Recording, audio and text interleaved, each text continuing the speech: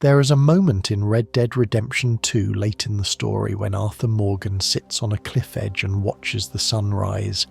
He is dying. He knows he is dying. The tuberculosis that has been eating his lungs for weeks has finally won, and all that remains is the question of how he will spend his final hours. The sun breaks over the mountains, painting the sky in shades of gold and crimson, and Arthur Morgan, outlaw, killer, thief, simply watches. He doesn't speak. He doesn't need to. In that silence, in that stillness, we understand everything about who this man has become. And we understand why. Of all the fictional characters ever created across all mediums, Arthur Morgan stands alone at the summit. This is not hyperbole. This is not the enthusiasm of a fan unable to separate emotional attachment from critical analysis. This is a carefully considered argument that Arthur Morgan represents the apex of character creation in fiction, a synthesis of writing, performance, visual design, and interactive storytelling that has never been achieved before and may never be achieved again. To understand why, we must examine not just who Arthur Morgan is, but how he was created, how he functions within his narrative, and how he transcends the limitations of his medium to become something genuinely unprecedented in the history of storytelling. The claim that any character is the greatest ever created demands extraordinary evidence. We're not comparing Arthur Morgan to other video game protagonists alone. We're measuring him against the titans of literature, film, theatre, and television. We're asking whether this digital cowboy, rendered in polygons and voiced by an actor in a motion capture suit, can stand alongside Hamlet, alongside Atticus Finch, alongside Michael Corleone, alongside Walter White. The answer, remarkably, is yes.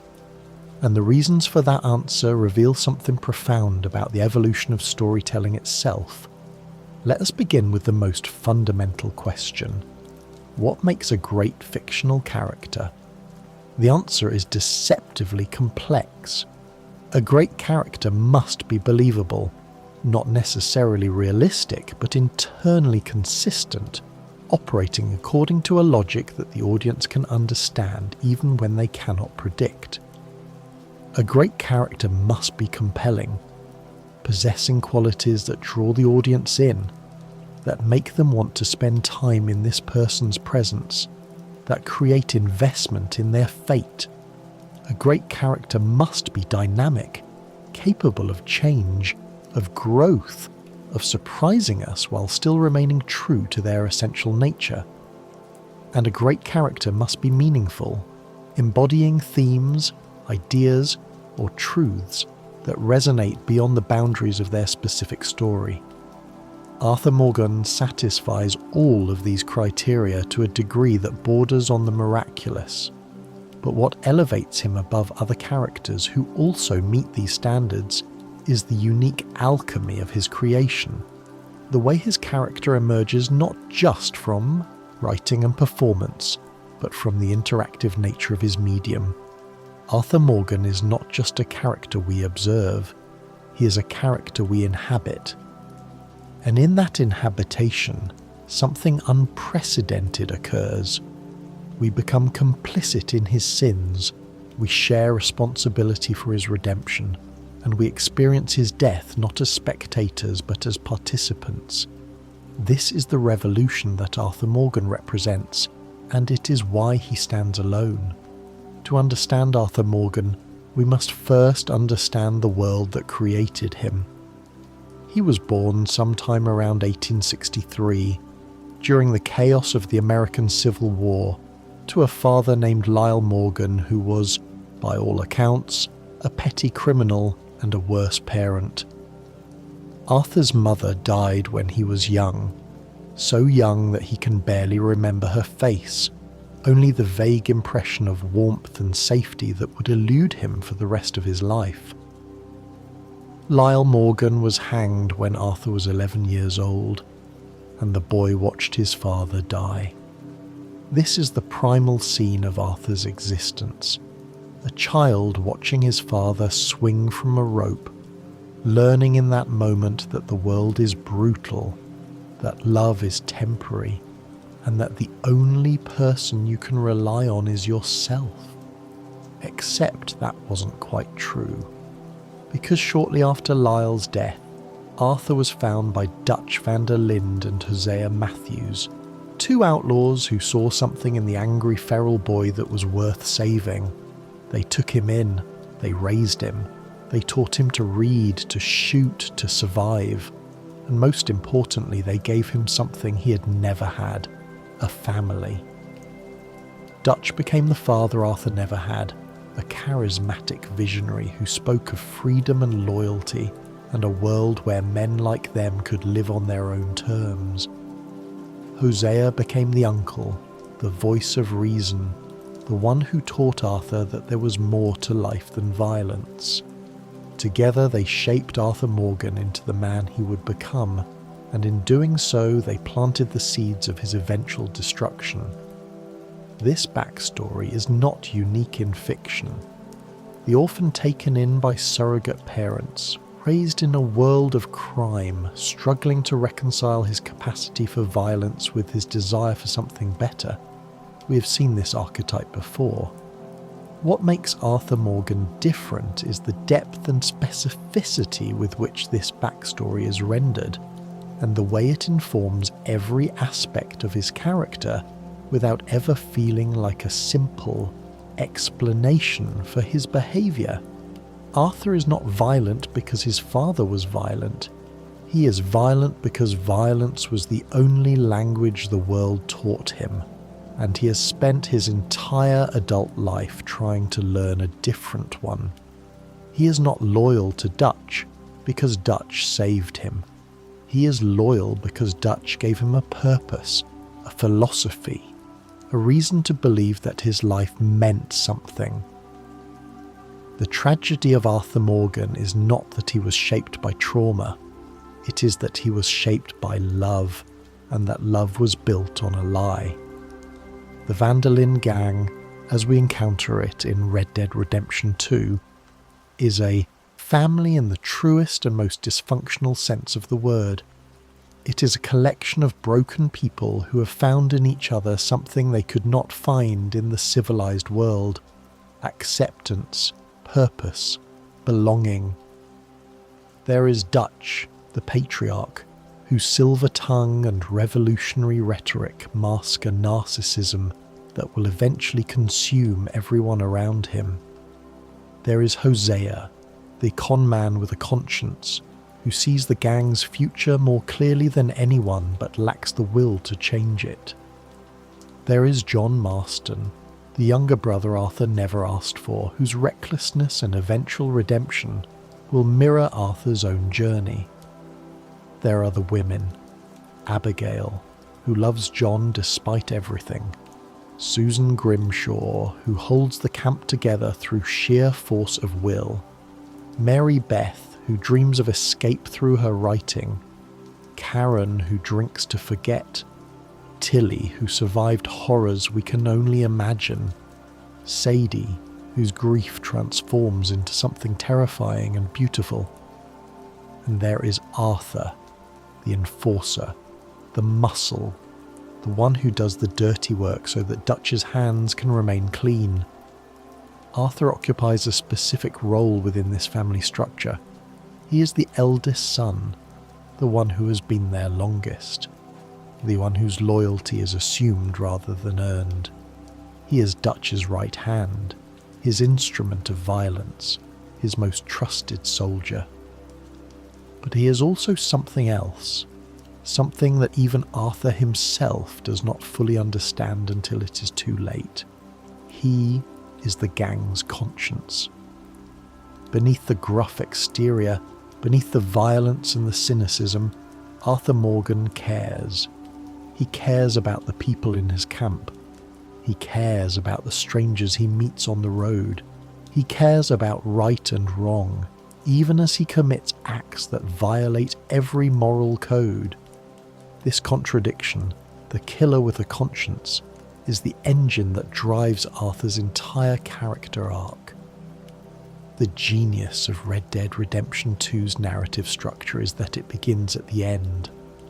When we first meet Arthur Morgan, he is already a legend. He's been riding with Dutch for over 20 years. He's killed more men than he can count. He has robbed banks and trains and stagecoaches. He has loved and lost. He has made choices that cannot be unmade. The Arthur Morgan we meet in the frozen mountains of Amberino is not a young man finding his way. He is a middle-aged man trapped by the consequences of decisions made decades ago. This is crucial to understanding why Arthur works as a character. We're not watching him become who he is. We're watching him reckon with who he has already become. The game opens with the gang in crisis. A job in Blackwater has gone catastrophically wrong, leaving several members dead and the rest fleeing into the mountains with Pinkerton agents on their trail. We never see the Blackwater job. We only hear about it in fragments, in whispered conversations and guilty silences. This narrative choice is brilliant because it establishes from the very beginning that Arthur Morgan has a past we cannot access, sins we cannot witness, a history that weighs on him in ways we can only infer. He's not a blank slate for the player to project onto. He's a fully formed human being with regrets and memories and wounds that existed long before we arrived. The first hours of the game are a masterclass in character establishment. We see Arthur in crisis mode, competent and capable, doing what needs to be done to ensure the gang's survival. We see him rescue John Marston from the snow, despite the complicated history between them. We see him defer to Dutch, following orders even when those orders seem questionable. We see him interact with the other gang members, each conversation revealing another facet of his personality. The gruff affection he shows to the women, the mentorship he offers to the younger men, the wary respect he maintains with his peers. By the time the gang descends from the mountains into the heartlands, we know Arthur Morgan. We know his voice, his mannerisms, his way of moving through the world. We know that he is dangerous, but we also know that he is capable of kindness. We know that he is loyal, but we also sense that his loyalty is beginning to strain. This establishment phase is essential because it creates the baseline against which Arthur's transformation will be measured. The Arthur Morgan of Chapter 1 is not the Arthur Morgan of Chapter 6. The journey between those 2 points is the heart of the game, and it is one of the most profound character arcs ever depicted in any medium. But for that arc to work, we must first understand who Arthur is before the change begins. We must see him at his most certain, his most confident, his most committed to the outlaw life. Only then can we appreciate the magnitude of what he loses and what he gains as the story unfolds. The structure of Arthur's arc follows a classical pattern, the fall and the redemption. But what makes it extraordinary is the way these two movements are intertwined, occurring simultaneously rather than sequentially. Arthur does not fall and then rise. He falls and rises at the same time, his physical deterioration mirrored by his spiritual awakening. As his body fails, his soul expands. As he loses the ability to act, he gains the wisdom to understand. This paradox, that Arthur becomes his best self only as he is dying, is the tragic core of the narrative, and it elevates the story from melodrama to genuine tragedy. The fall begins, as all falls do, with a single moment of moral failure. In Chapter 2, Arthur is sent by Leopold Strauss to collect a debt from Thomas Downes, a farmer who borrowed money he cannot repay. The scene is brutal in its simplicity. Arthur beats a sick man in front of his family, demanding money that does not exist.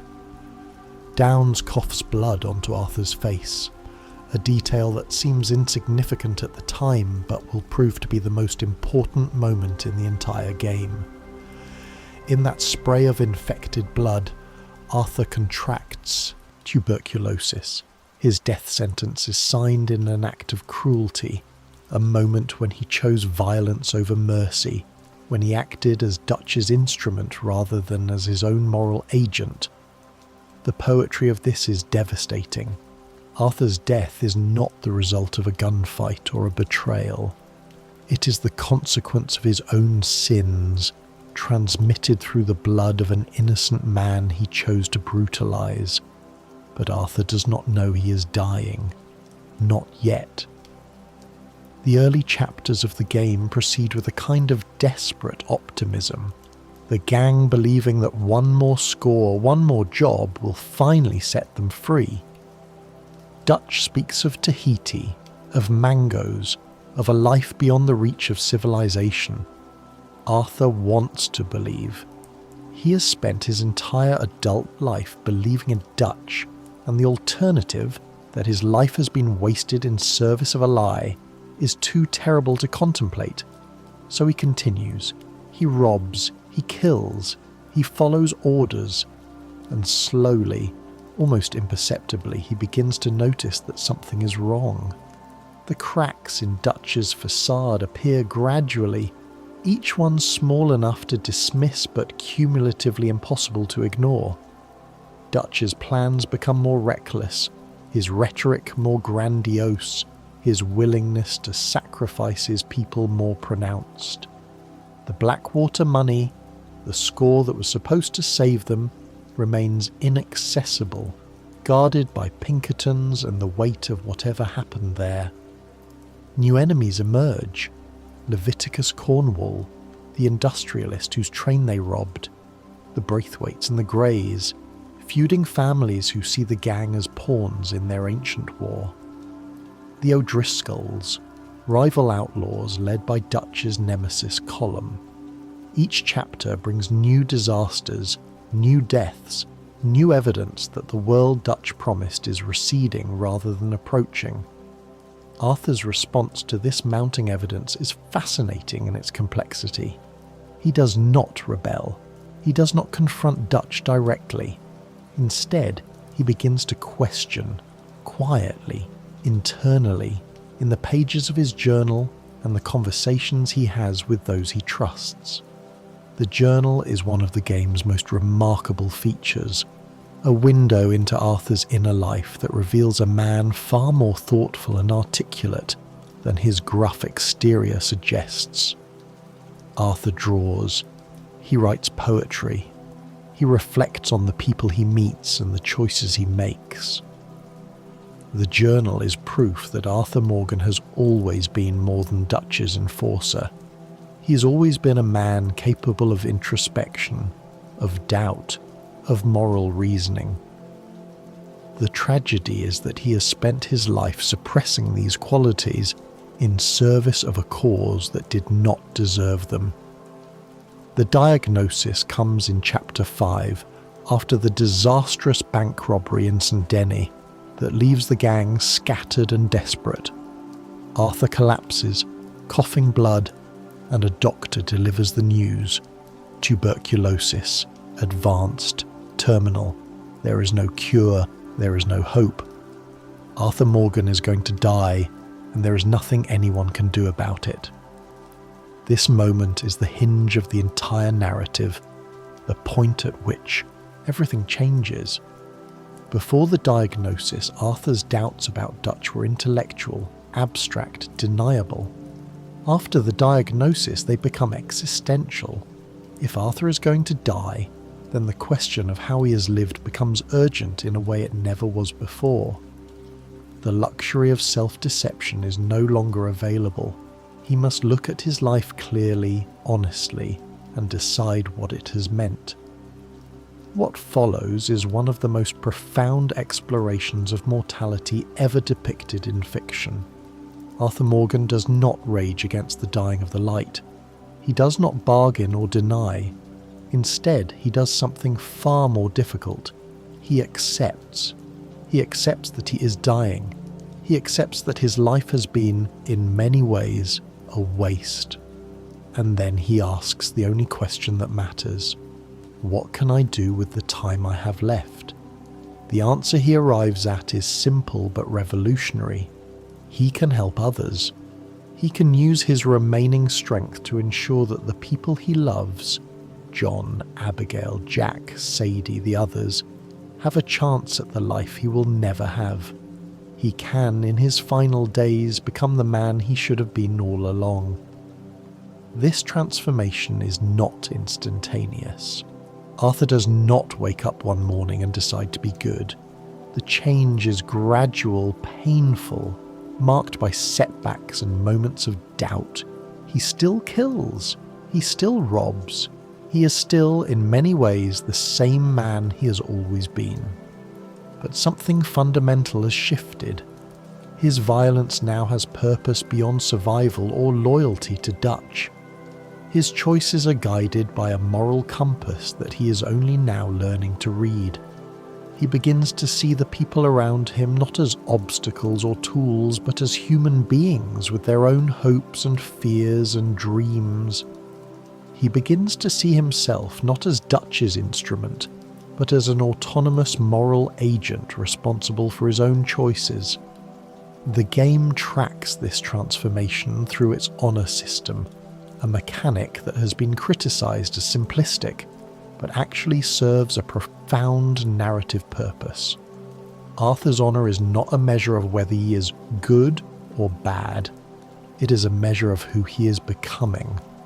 High honour. Arthur is not a different character than low honour Arthur. He's the same man making different choices, and those choices accumulate into a different kind of person. The honour system makes the player complicit in Arthur's transformation, forcing them to decide moment by moment what kind of man Arthur will be in his final days.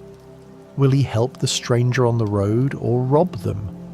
Will he show mercy to his enemies or execute them? Will he prioritise the gang's survival or the survival of innocence? These choices matter not because they change the plot, Arthur dies regardless, but because they change the meaning of his death. The relationship between Arthur and Dutch is the emotional spine of the narrative, a father-son dynamic that curdles into something toxic and tragic. To understand Arthur, we must understand what Dutch meant to him, and what it cost Arthur to finally see Dutch clearly. Dutch van der Linde is one of the great villains of modern fiction, but he's not a villain in the traditional sense. He does not twirl his moustache or cackle at his own evil. He believes, genuinely and passionately, that he is a good man fighting against an unjust world. His philosophy, a muddled mix of anarchism, social Darwinism, and frontier romanticism, is internally consistent, even compelling. He speaks of freedom, of loyalty, of a world where men can live without the boot of civilization on their necks. He quotes Evelyn Miller and speaks of the savage nobility of the outlaw life. He is charismatic, intelligent, and capable of genuine warmth. He is also a narcissist whose need for control and adulation will destroy everyone who loves him. Arthur's relationship with Dutch is built on a foundation of genuine love and gratitude.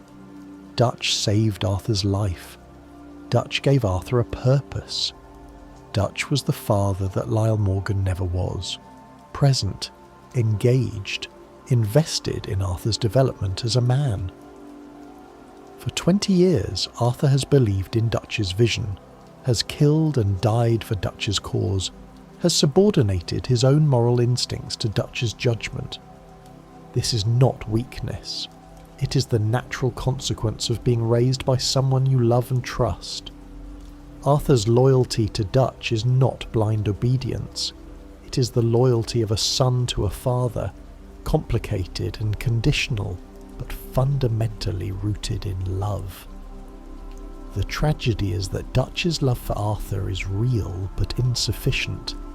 Dutch does care about Arthur.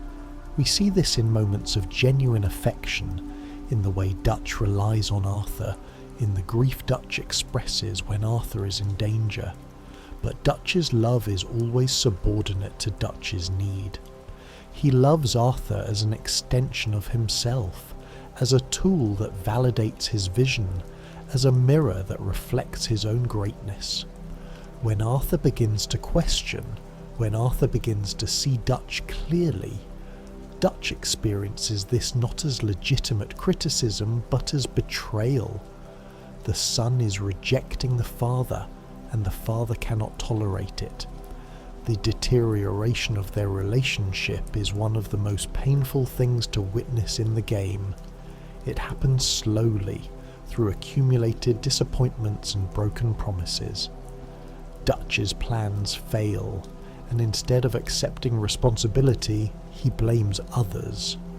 Dutch's rhetoric becomes more extreme, his willingness to sacrifice his people more pronounced.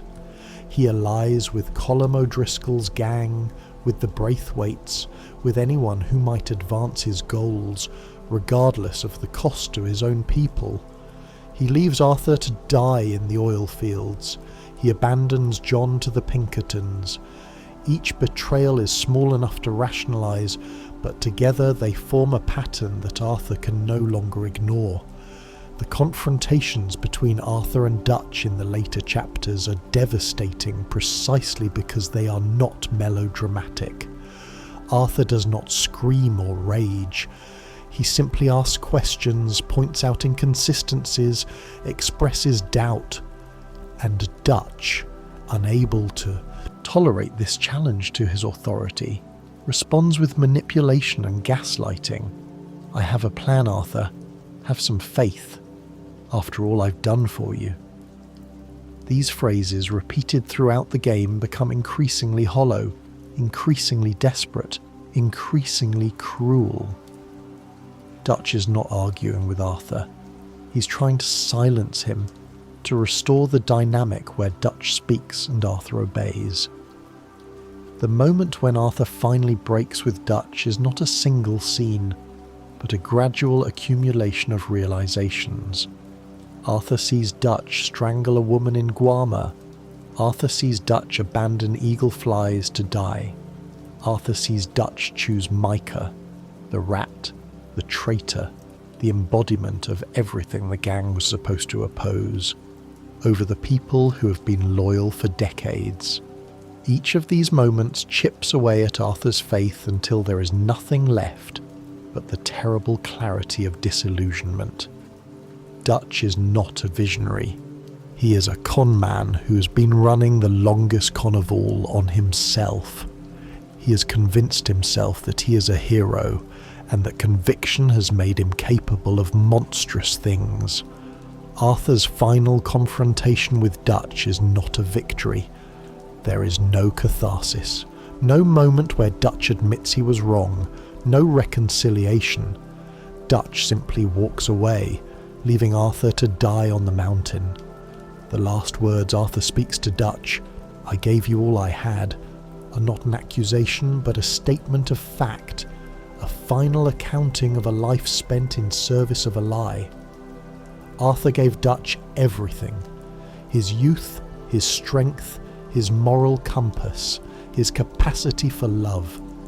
And Dutch took it all and gave nothing back but empty promises and eventual abandonment. This is the tragedy of their relationship. Not that Dutch betrayed Arthur, but that Arthur loved Dutch anyway, right up until the end. If Dutch represents the father, Arthur must reject. John Marston represents the brother Arthur must save.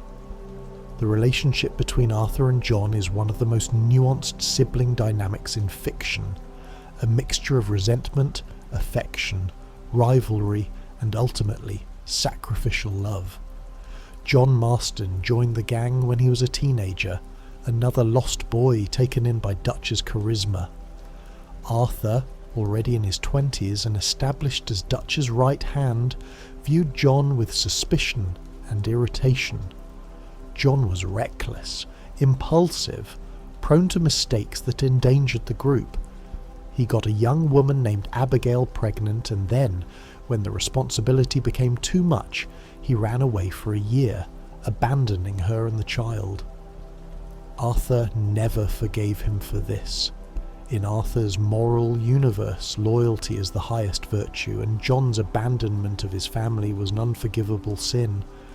But there is more to Arthur's resentment than moral disapproval. John represents something Arthur lost, the possibility of a different life. Arthur too once had a son, Isaac, born to a waitress named Eliza, whom Arthur loved in his own limited way. Arthur visited them when he could, brought money, tried to be present despite the demands of the outlaw life, and then one day he rode up to their home and found 2 crosses in the ground. Eliza and Isaac had been killed by robbers, murdered for $10. Arthur never speaks of this loss except in rare moments of vulnerability, but it haunts him. It is the wound that never healed, the grief that calcified into a protective shell of cynicism and emotional distance. John has what Arthur lost, a woman who loves him, a son who needs him, the possibility of redemption through family, and John, in Arthur's view, is squandering it. He is still reckless, still irresponsible, still more interested in proving himself as an outlaw than in being a father and husband.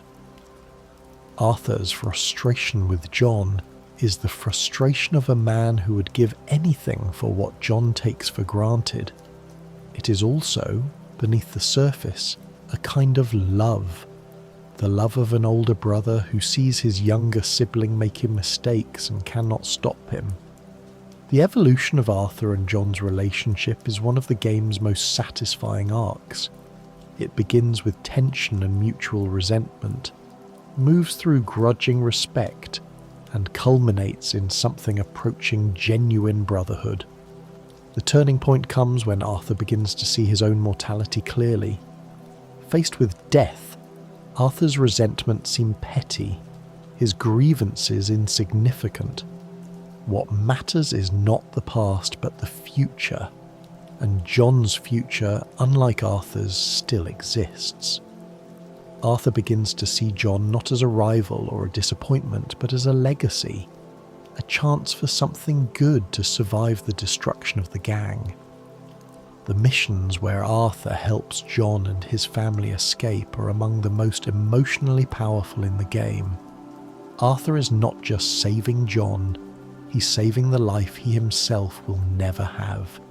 He's giving John the chance to be the father Arthur never got to be, to build the home Arthur never got to build, to grow old with the woman he loves in a way Arthur never will. This is not self-sacrifice in the conventional sense. It is something more profound. Arthur is not dying for John. He's living through John, ensuring that some part of what he valued, family, loyalty, the possibility of redemption, survives his death. The final ride, when Arthur sends John away and turns to face the Pinkertons alone, is the culmination of this arc. Arthur knows he is going to die.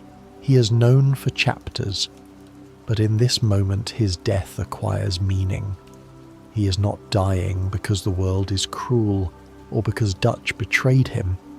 He is dying so that John can live. His death is a gift freely given to the brother he spent years resenting. "You're my brother," Arthur tells John. "I know." And in that exchange, years of conflict dissolve into something simple and true. They are brothers. They have always been brothers, and brothers protect each other, even unto death. The resonance of this sacrifice extends beyond the game itself. Players who have experienced Red Dead Redemption 1 know what John's future holds. A few years of peace on a ranch, followed by betrayal and death at the hands of the government he tried to appease. John's redemption, like Arthur's, is temporary, incomplete, ultimately tragic, but that does not diminish Arthur's sacrifice. Arthur did not save John from death. He saved John from dying as an outlaw, from dying without having known peace, from dying without having been a father to his son. The years John spends on Beecher's Hope, building fences and herding cattle and watching Jack grow, those years are Arthur's gift. They are the proof that Arthur's life, despite everything, meant something. Beyond Dutch and John, Arthur's relationships with the other gang members reveal the full spectrum of his character. Each interaction illuminates a different facet of who he is, and together they create a portrait of a man far more complex than the outlaw enforcer label suggests. His relationship with Hosea Matthews is perhaps the healthiest in his life. Hosea is the other father figure, the counterweight to Dutch's grandiosity. Where Dutch deals in dreams and rhetoric, Hosea deals in practicality and wisdom. He taught Arthur to read, to think, to see beyond the immediate moment. Their conversations are marked by mutual respect and genuine affection. Two men who have known each other for decades and have no need for pretense. Hosea sees Arthur clearly, including his flaws, and loves him anyway. When Hosea dies in the Saint-Denis bank robbery, Arthur loses not just a mentor, but a moral anchor. Hosea was the voice that could have challenged Dutch, the wisdom that could have guided the gang to safety. His death removes the last check on Dutch's descent into madness. Arthur's relationships with the women of the camp reveal his capacity for tenderness beneath the gruff exterior. He is protective of Mary Beth, encouraging her writing and treating her dreams with respect rather than dismissal. He is gentle with Tilly, recognizing in her a survivor of trauma who deserves kindness. He is patient with Karen, even as her drinking spirals out of control, never judging her for the coping mechanisms she has developed. He respects Susan Grimshaw's authority and defers to her judgment on matters of camp management. These interactions are small, easily missed, but they accumulate into a picture of a man who genuinely cares about the people around him, who sees them as individuals rather than functions. His relationship with Sadie Adler is particularly significant. Sadie enters the story as a victim, her husband murdered, her home burned, her life destroyed by O'Driscolls. Arthur is the one who finds her, who brings her to the gang, who gives her a chance to survive, but Sadie does not remain a victim. She transforms over the course of the game into one of the most formidable fighters in the gang, her grief transmuted into a capacity for violence that rivals Arthur's own. Arthur recognizes this transformation and respects it. He does not try to protect Sadie or shelter her from danger. He treats her as an equal, a fellow warrior, a comrade in arms. Their partnership in the later chapters, hunting down O'Driscolls, rescuing John, fighting their way through impossible odds, is one of the game's most satisfying dynamics. Sadie is the future that Arthur will not live to see, a woman who will carry the gang's legacy of righteous violence into the new century. Charles Smith represents another kind of relationship, the friendship between equals. Charles is quiet, competent, morally grounded in a way that Arthur admires and perhaps envies. He is half black, half Native American, an outsider in a world that has no place for him, and yet he has maintained his integrity in ways that Arthur has not. Their friendship is built on mutual respect and shared competence. They hunt together, fight together, have conversations that reveal Arthur's capacity for philosophical reflection. Charles does not judge Arthur for his past. He accepts him as he is while also modelling a different way of being. When Arthur asks Charles to help John escape, Charles agrees without hesitation.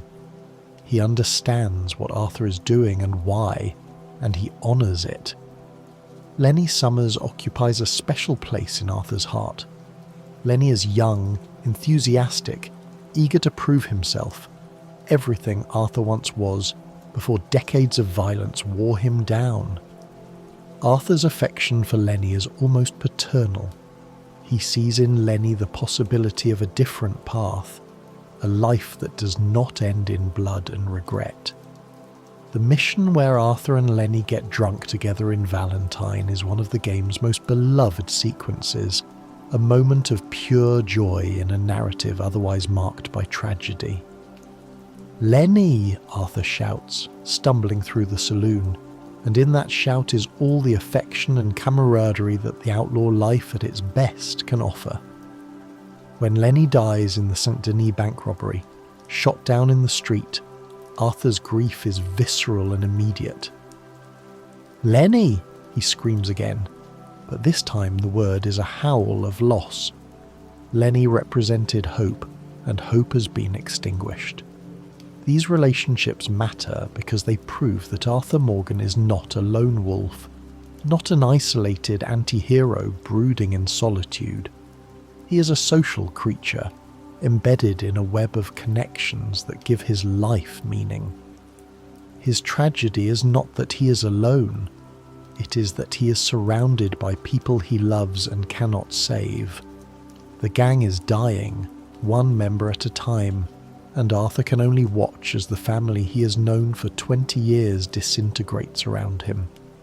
His final acts, saving John, helping Sadie, ensuring that someone survives, are attempts to preserve something of what the gang once was, to ensure that the love and loyalty that defined his life do not disappear entirely when he dies. No discussion of Arthur Morgan would be complete without examining his relationship with Mary Linton, the woman who represents the life he could have had. Mary is Arthur's great love, the one who got away, the road not taken. Their history predates the game by decades. A young romance, an engagement, a future that seemed possible until it wasn't. Mary's family disapproved of Arthur, saw him as beneath their daughter, and eventually Mary chose respectability over love. She married another man. She tried to forget Arthur Morgan, but she couldn't, and neither could he. The missions involving Mary are some of the most emotionally complex in the game. She reaches out to Arthur, asking for help with her brother, with her father, with the messes her family keeps making. Arthur helps, despite everything, despite the years of silence, despite the pain of seeing her again. Their conversations are charged with unspoken history, with regret and longing and the terrible knowledge that they cannot go back. "We had a chance," Mary says. "Did we?" Arthur replies. The question hangs in the air unanswerable. What makes the Mary storyline so powerful is its ambiguity. The game does not tell us whether Arthur and Mary could have been happy together. It does not validate Arthur's choices or condemn Mary's. It simply presents two people who loved each other and could not make it work, whose lives diverged in ways that cannot be undone. Mary wanted Arthur to change, to leave the gang, to become someone he was not. Arthur wanted Mary to accept him as he was, to love him despite his flaws, to choose him over her family's expectations. Neither was willing to compromise, and so they lost each other. The final letter from Mary, which Arthur can read in the epilogue if he achieved high honour, is devastating in its simplicity. She writes of her regret, her continued love, her hope that Arthur found peace. She does not know he is dead. She will never know. The letter is a message in a bottle, sent to a man who can no longer receive it, and its futility is the point. Love is not enough.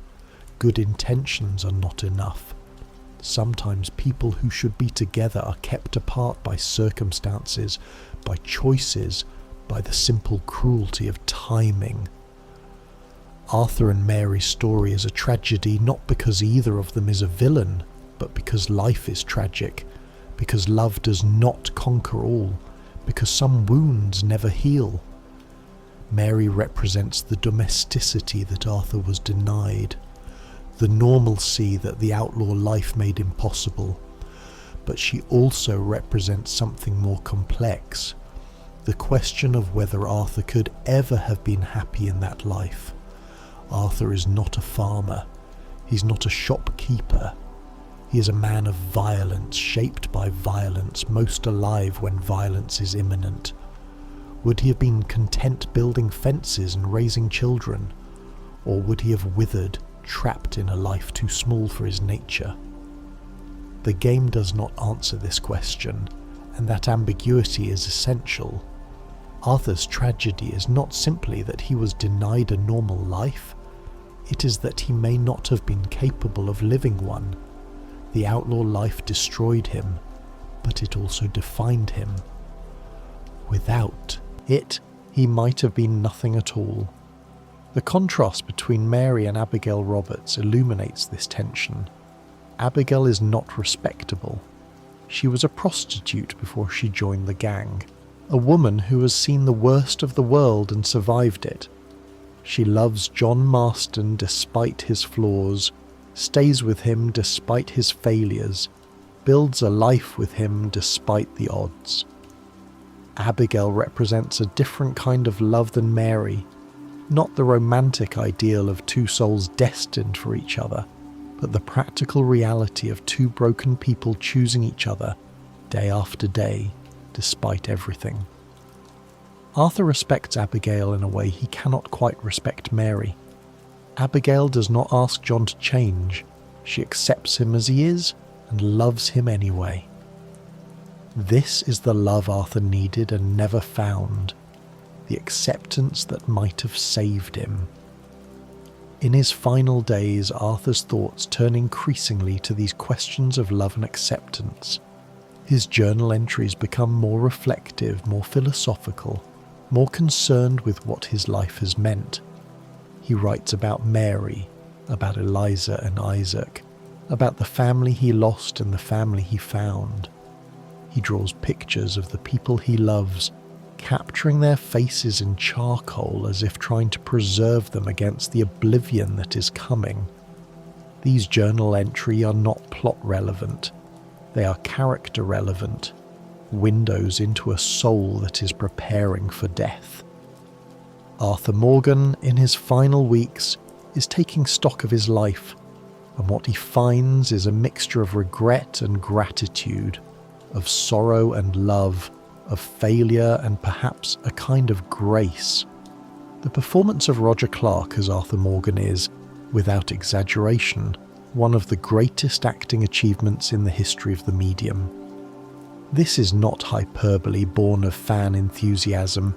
It is a considered assessment of what Clark accomplished over the 5 years he spent bringing Arthur to life.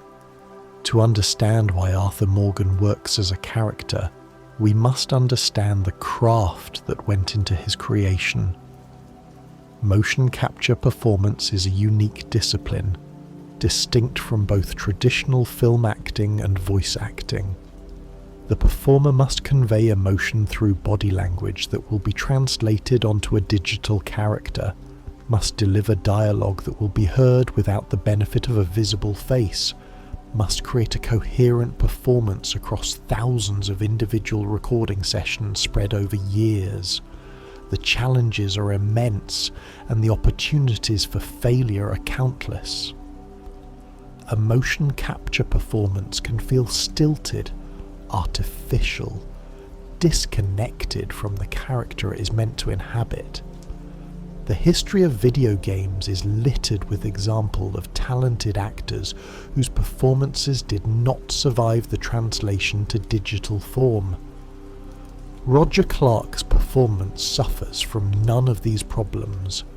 From the first moment we hear Arthur's voice, that distinctive growl, somewhere between a whisper and a threat, we believe in him. Clark's vocal performance is a masterwork of subtlety and range. He can shift from menace to tenderness in a single line, can convey volumes of emotion in a grunt or a sigh, can make Arthur's silence as eloquent as his speech. The voice is not a performance layered onto a character, it is the character, inseparable from Arthur's identity. But the voice is only part of what Clark contributed. His motion capture work gives Arthur a physical presence that is entirely his own. The way Arthur walks, that slightly bow-legged swagger, the weight of a man who has spent his life on horseback, the way he stands, shoulders squared, hands ready, always alert to danger, the way he sits by a campfire or leans against a bar or mounts his horse. These are not generic animations, they are Arthur Morgan, specific and irreplaceable. Clark inhabited this character so completely that Arthur's body language became a form of storytelling, conveying information about his emotional state that the dialogue never explicitly states. The range Clark demonstrates across the game's 60+ hours is staggering. He plays Arthur as a killer, cold and efficient, dispatching enemies with brutal precision. He plays Arthur as a friend, warm and loyal, sharing jokes and stories around the campfire. He plays Arthur as a lover, vulnerable and uncertain, navigating the complicated terrain of his feelings for Mary. He plays Arthur as a dying man, his voice growing weaker, his breathing more laboured, his movements more pained. Each of these Arthurs is recognisably the same person, and yet each is distinct, a different facet of a complex whole. The scene where Arthur learns of his diagnosis is a showcase for Clark's abilities. Watch Arthur's face as the doctor delivers the news. Watch the way his body language shifts, the way his shoulders drop, the way his eyes go distant. Clark conveys the full weight of mortality in a few seconds of screen time, without a single word of dialogue. This is acting of the highest order, and it is happening in a video game, a medium that is still fighting for recognition as a legitimate art form. But perhaps Clark's greatest achievement is the way he handles Arthur's transformation. The Arthur of Chapter 1 and the Arthur of Chapter 6 are recognisably the same person, and yet they are profoundly different. The change is not abrupt, it is gradual, accumulating across dozens of hours of gameplay. Clark modulates his performance so subtly that the player may not consciously notice the shift, and yet the shift is undeniable. Arthur's voice softens, his movements slow, his interactions with others become more gentle, more considered, more kind. By the end of the game, Arthur Morgan has become someone new, and Roger Clark has charted every step of that journey.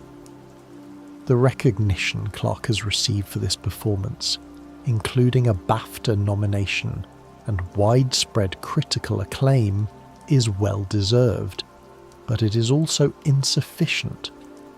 What Clark accomplished with Arthur Morgan should be studied in acting schools, should be held up as an example of what is possible when a performer fully commits to a role. He did not simply voice a character, he became one, and in doing so he elevated the entire medium. The writing of Arthur Morgan is equally extraordinary, a collaboration between Rockstar's team of writers that produced a character of unprecedented depth and nuance. Dan Houser, Michael Unsworth, and the rest of the writing team faced a challenge that would have defeated lesser talents. How do you write a protagonist for a 60-hour game who remains compelling throughout, who can carry both the main narrative and hundreds of hours of side content, who can be a vehicle for player agency while still possessing a distinct personality. Their solution was elegant. They wrote Arthur as a man in conflict with himself. Arthur is not a hero or a villain.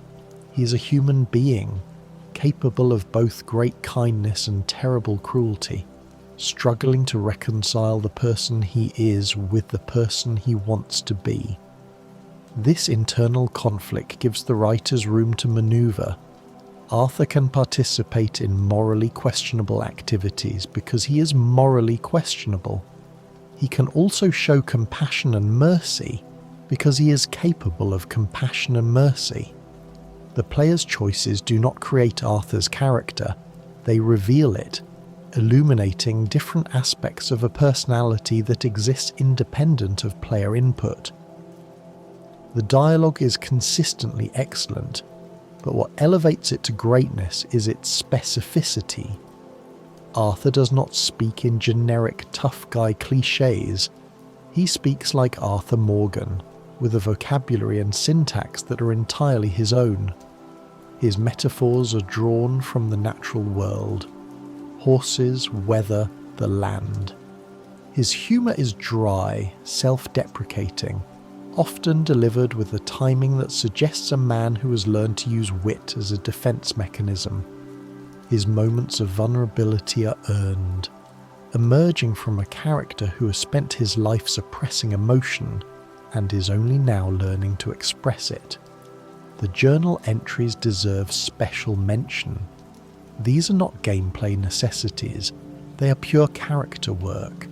Hundreds of pages of Arthur's thoughts and observations rendered in his own voice.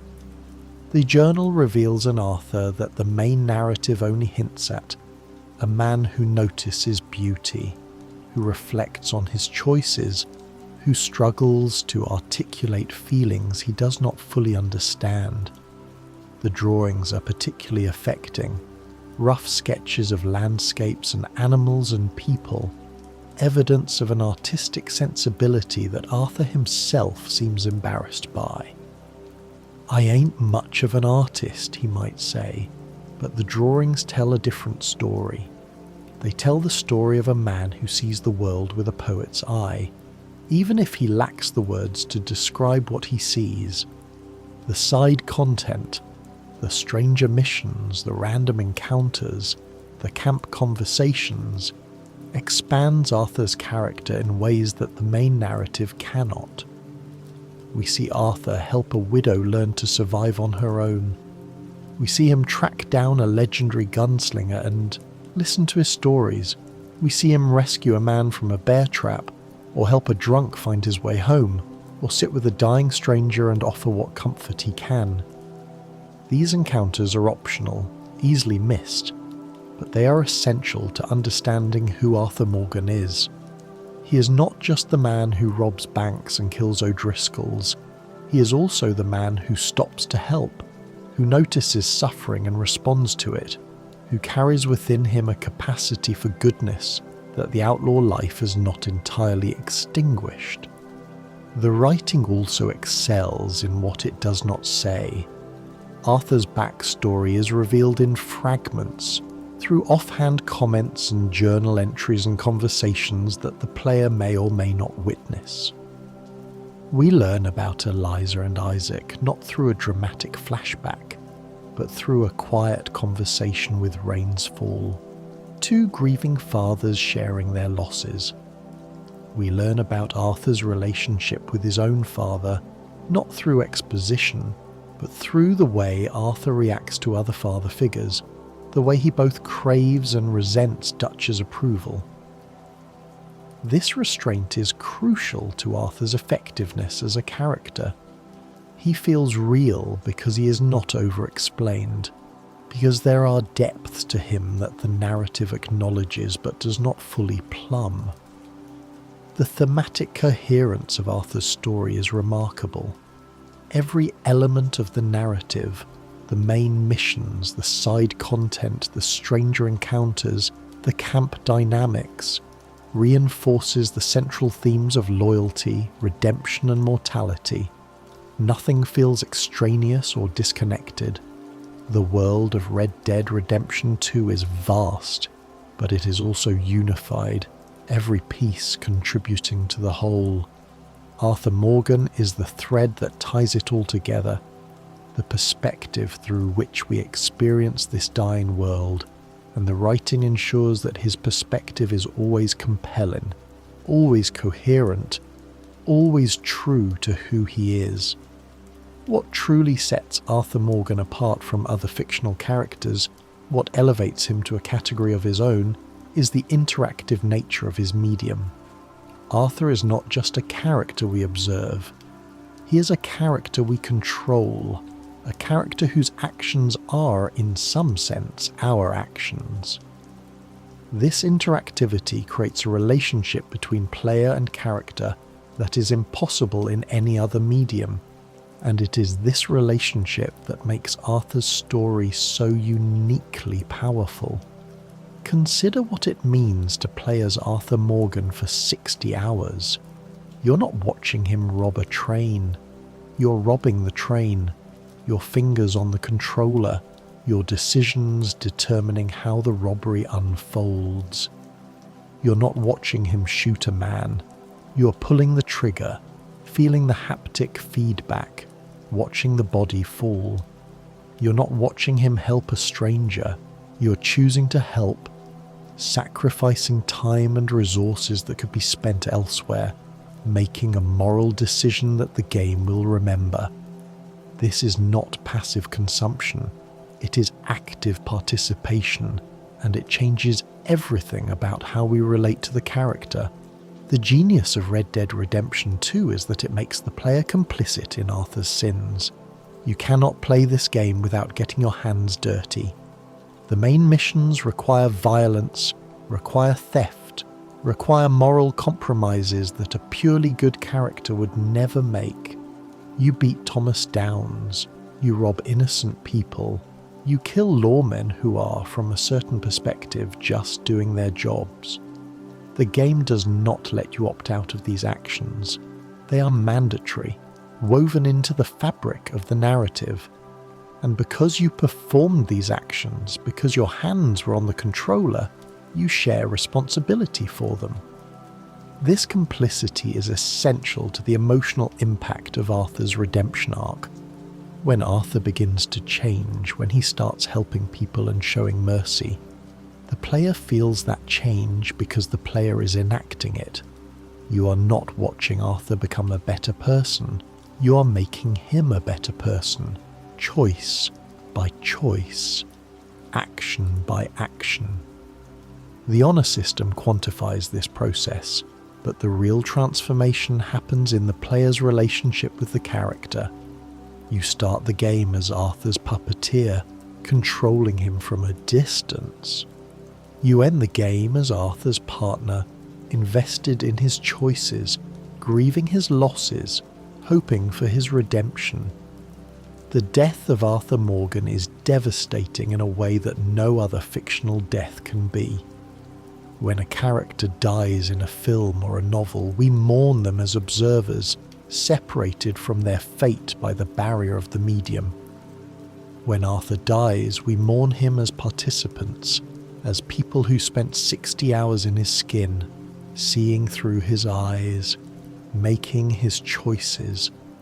His death is not something that happens to him. It is something that happens to us. We lose Arthur Morgan, and in losing him, we lose a part of ourselves, the part that lived in that world, that rode those horses, that watched those sunsets, that became, for a time, an outlaw in the dying West. This participatory grief is unique to video games, and Arthur Morgan is its most powerful expression.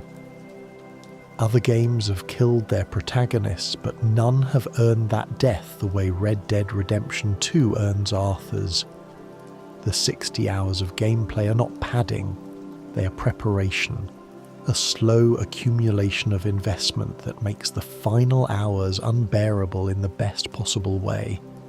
By the time Arthur rides his horse for the last time, by the time he faces Micah on the mountain, by the time he watches the sunrise and breathes his last breath, we are not ready to let him go. We will never be ready. And that unreadiness, that desperate wish for more time, is the proof of the game's achievement. Arthur Morgan matters to us in a way that fictional characters rarely do, and he matters because we did not just watch his story, we lived it. The final mission, Red Dead Redemption, is a masterpiece of interactive storytelling. Arthur, dying, helps John escape.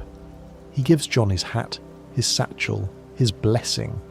He turns to face the Pinkertons alone, knowing he will not survive.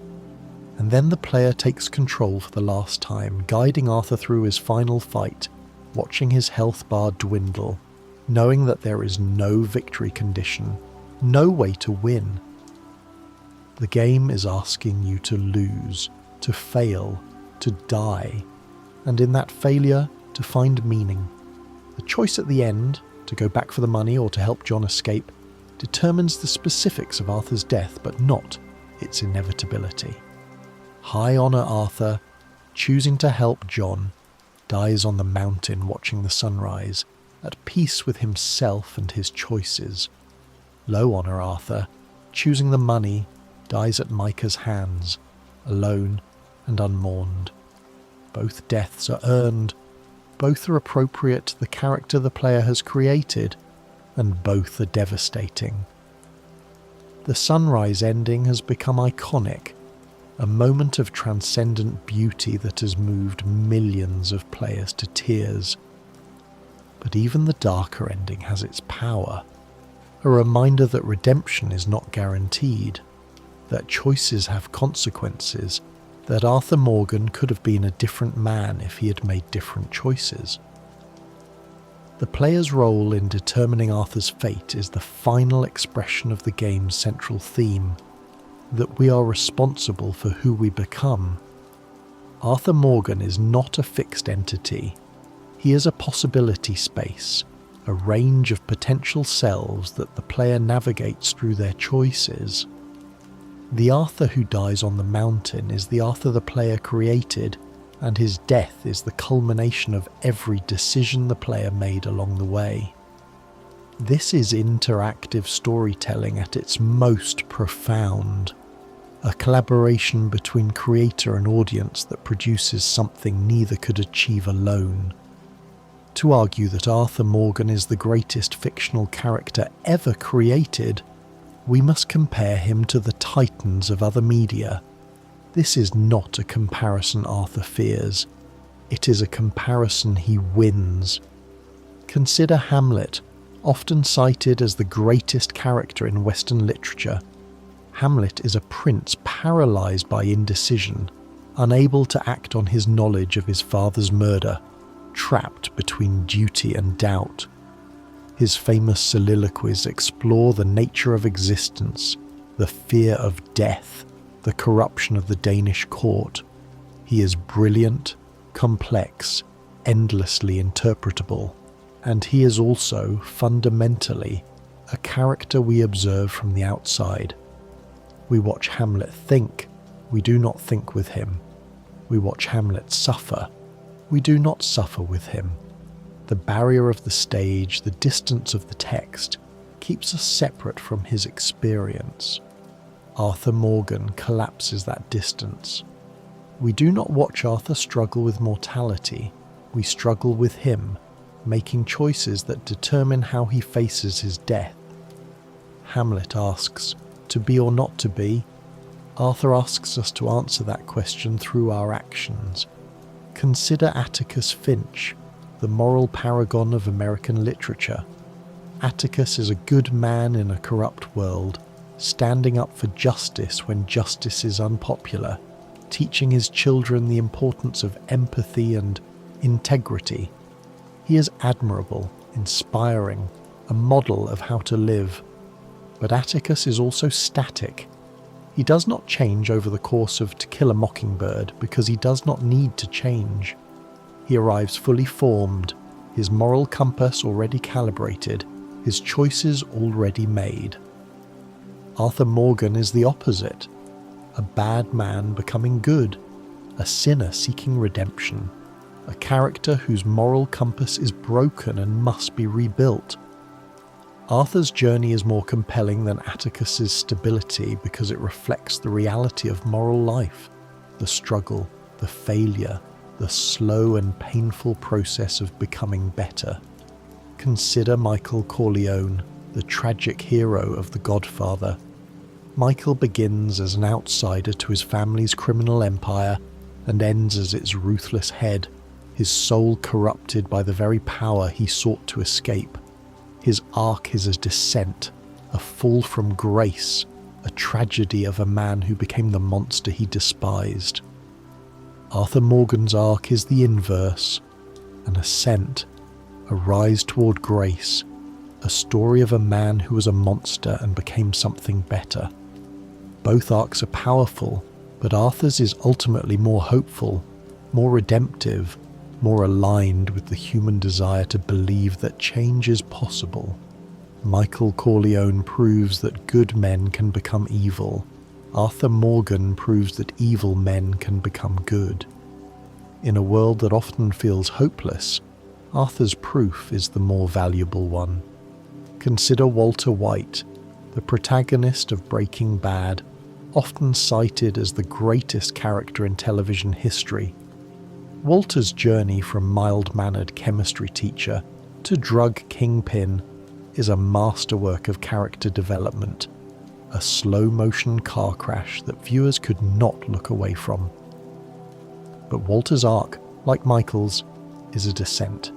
He becomes worse, not better. His choices lead him further from redemption, not closer to it. Arthur Morgan offers the counter-narrative. The man who has already descended, who has already hit bottom, and who finds in his final days the strength to climb back up. Walter White dies as Heisenberg, consumed by his own ego. Arthur Morgan dies as himself, finally free of the lies he told himself for 20 years. Consider Jay Gatsby, the romantic dreamer of American literature. Gatsby is a man who reinvented himself in pursuit of a dream, who built an empire of wealth and spectacle to win back the woman he loved, who believed that the past could be recaptured if only he tried hard enough. His tragedy is the tragedy of American optimism, the belief that anything is possible if you want it badly enough. Arthur Morgan shares Gatsby's capacity for self-reinvention, but his reinvention is moral rather than material. Arthur does not seek to recapture the past. He seeks to transcend it, to become someone new in the time he has left. Gatsby dies reaching for a green light he can never touch. Arthur dies watching a sunrise, at peace with what he has become. What these comparisons reveal is that Arthur Morgan synthesizes the strengths of literature's greatest characters while avoiding their limitations. He has Hamlet's introspection without Hamlet's paralysis. He has Atticus's moral clarity without Atticus's static perfection. He has Michael's tragic weight without Michael's ultimate damnation. He has Walter's complexity without Walter's nihilism. He has Gatsby's romanticism without Gatsby's delusion. Arthur Morgan is not just a great character. He is a culmination, a synthesis, a demonstration of what character can be when all the tools of storytelling are brought to bear. And he has something none of these characters have: interactivity. We do not just read about Arthur or watch him, we become him for 60 hours, making his choices, sharing his fate. This interactivity does not diminish his literary qualities, it enhances them, adding a dimension of experience that no other medium can provide.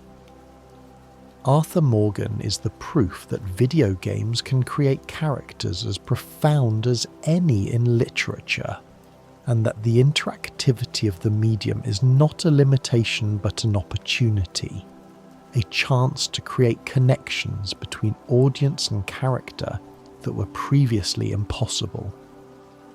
Arthur Morgan also represents a revolution in how video games approach character. Before Red Dead Redemption 2, the dominant model for video game protagonists was the blank slate, a character with minimal personality, designed to be a vessel for player projection. Gordon Freeman does not speak. The Dragonborn is whoever you want them to be. Even characters with more defined personalities, like Nathan Drake or Lara Croft, are ultimately subordinate to gameplay, their characterization serving the action rather than the other way around. Arthur Morgan rejects this model entirely. He's not a blank slate. He's a fully realized human being with opinions, preferences, and a moral framework that exists independent of player input. He will comment on your choices, sometimes approvingly, sometimes critically. He will refuse to do certain things no matter how much the player might want him to. He has relationships that predate the game and will continue after it ends. He is, in short, a character first and a gameplay mechanic second. This approach was risky. Players accustomed to projecting themselves onto protagonists might resist a character who pushes back, who has his own agenda, who is not simply an extension of the player's will. But Rockstar bet that players would accept a more defined protagonist if that protagonist was compelling enough, and they were right. Arthur Morgan's specificity is not a limitation. It is his greatest strength. We care about him precisely because he is not us, because he has his own history and his own struggles and his own path to walk. We're not playing as ourselves in a cowboy costume. We're playing as Arthur Morgan, and the experience is richer for it. The success of this approach has influenced the entire industry. Games released after Red Dead Redemption 2 have increasingly embraced defined protagonists over blank slates, recognizing that players are willing to inhabit characters who are not simply mirrors of themselves. The Last of Us, Part 2, God of War, Ghost of Tsushima. These games feature protagonists with strong personalities and defined arcs, and they owe a debt to Arthur Morgan for proving that this approach could work at scale. But Arthur Morgan is not just a defined character. He is a defined character who allows for player expression within his definition. This is the crucial innovation. The honor system, the dialogue choices, the optional content, all of these allow the player to shape Arthur within the boundaries of who he is. You cannot make Arthur a pacifist, but you can make him merciful. You cannot make Arthur abandon the gang, but you can make him question Dutch. You cannot change Arthur's fate, but you can change how he faces it.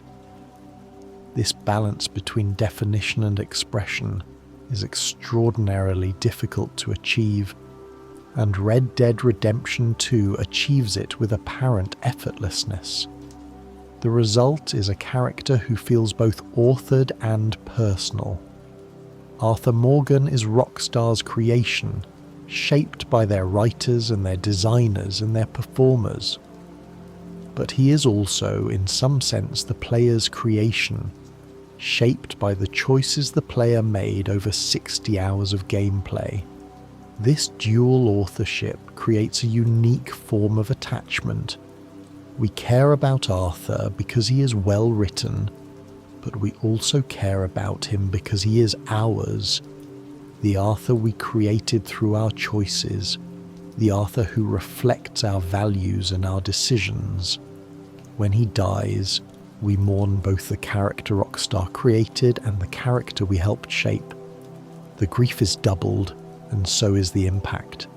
This model of character creation, defined but expressive, authored but personal, may be the future of interactive storytelling.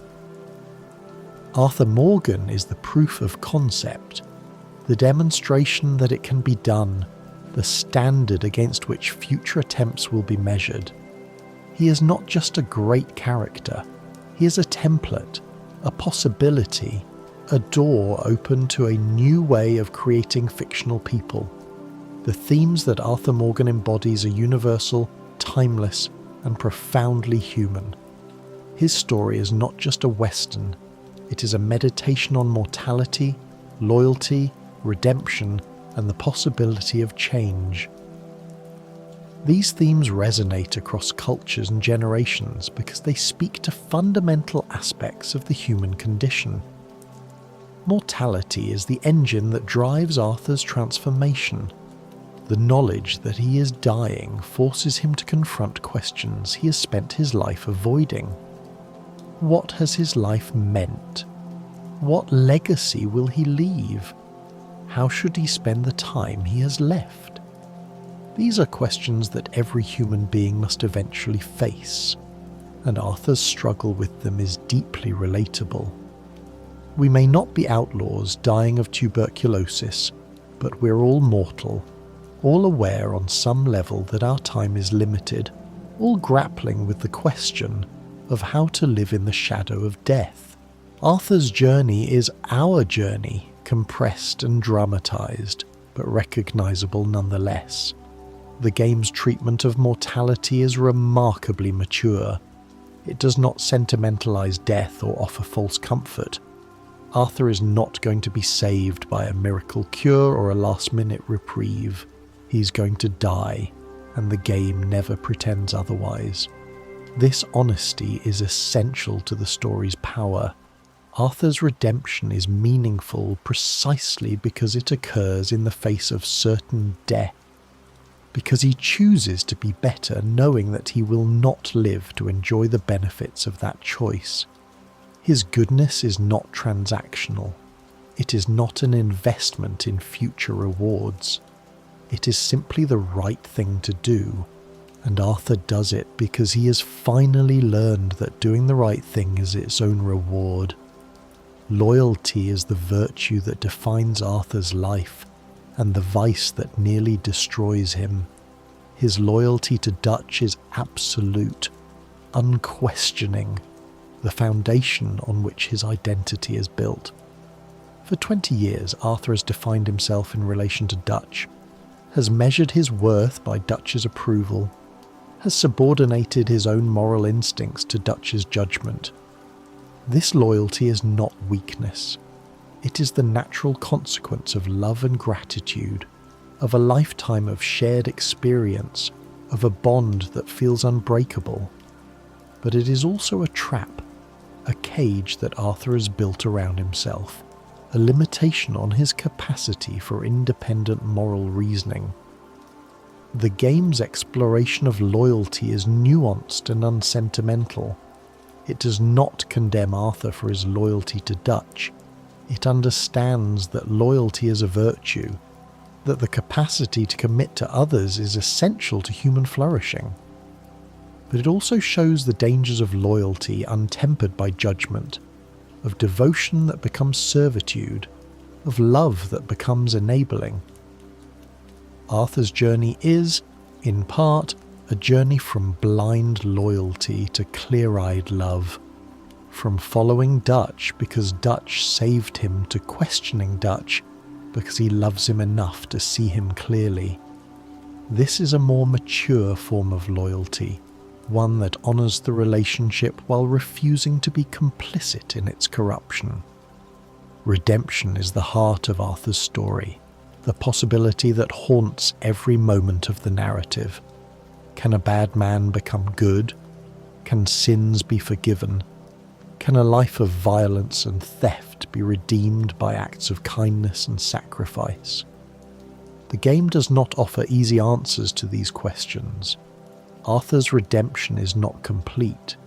He does not undo the harm he has caused, does not bring back the people he has killed, does not erase the suffering he has inflicted.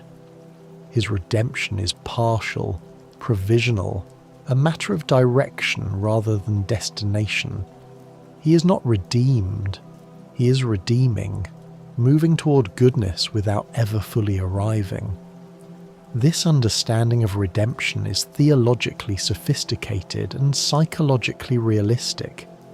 It acknowledges that moral transformation is a process, not an event, that becoming good is the work of a lifetime, that even the most sincere repentance cannot undo the past. Arthur's redemption is not a transaction, good deeds cancelling out bad deeds, a moral ledger balanced at the end. It is a reorientation, a turning toward the light, a choice to be better that must be made again and again, moment by moment, until the end. This is how redemption actually works, in life as in fiction, and Arthur's story captures it with rare honesty. The possibility of change is perhaps the most hopeful theme in Arthur's story. Dutch believes that people cannot change, that they are who they are, that the world is fixed and immutable. This belief is the foundation of his philosophy and the justification for his crimes. If people cannot change, then there is no point in trying to be better. You might as well take what you can and damn the consequences. Arthur's journey is a refutation of this philosophy. He changes. He becomes better. He proves, through his actions, that transformation is possible, that the past does not determine the future, that even a man who has spent his life doing wrong can choose, in his final days, to do right. This message is profoundly countercultural in an age of cynicism and despair. We're constantly told that people do not change, that character is fixed, that redemption is a fantasy. Arthur Morgan stands as a rebuke to this nihilism.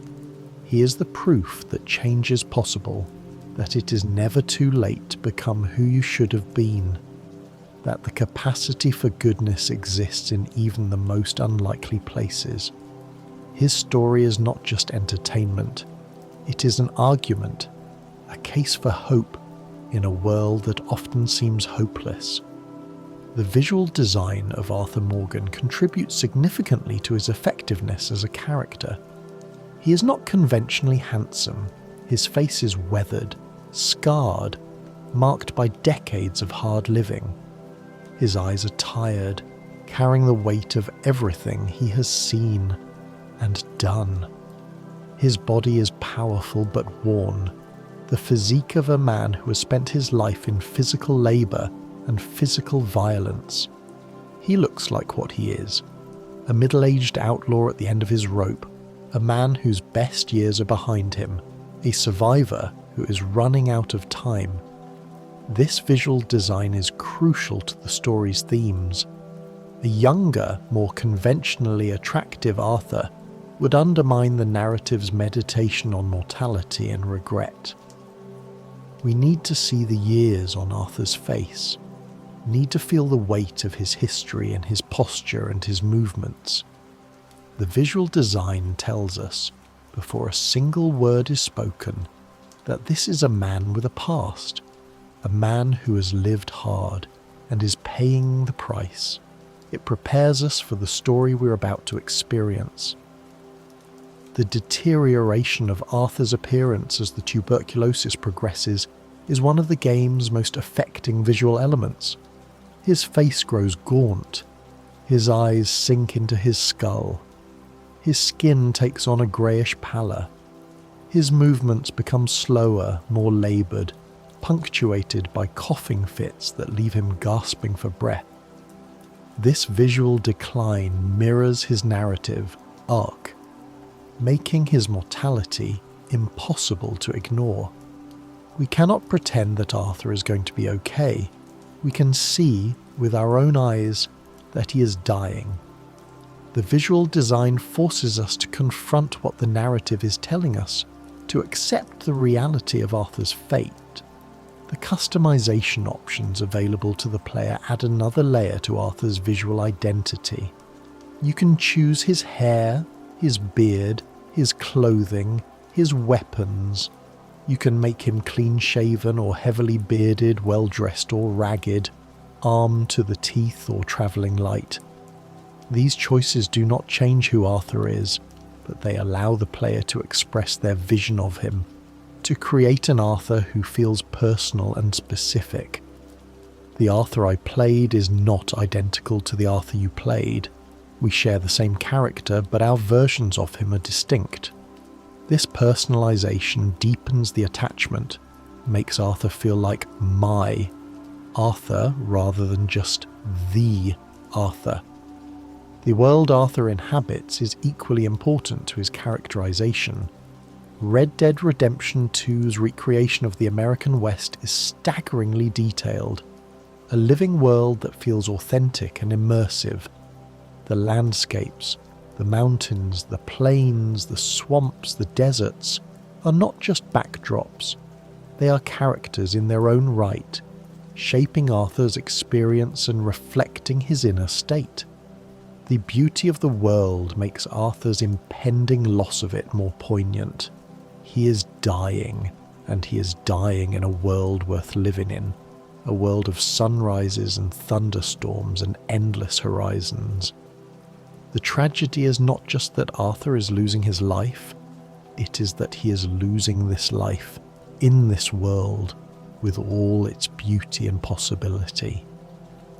The music of Red Dead Redemption 2 is inseparable from Arthur's character, a sonic landscape that deepens every emotional beat of his journey.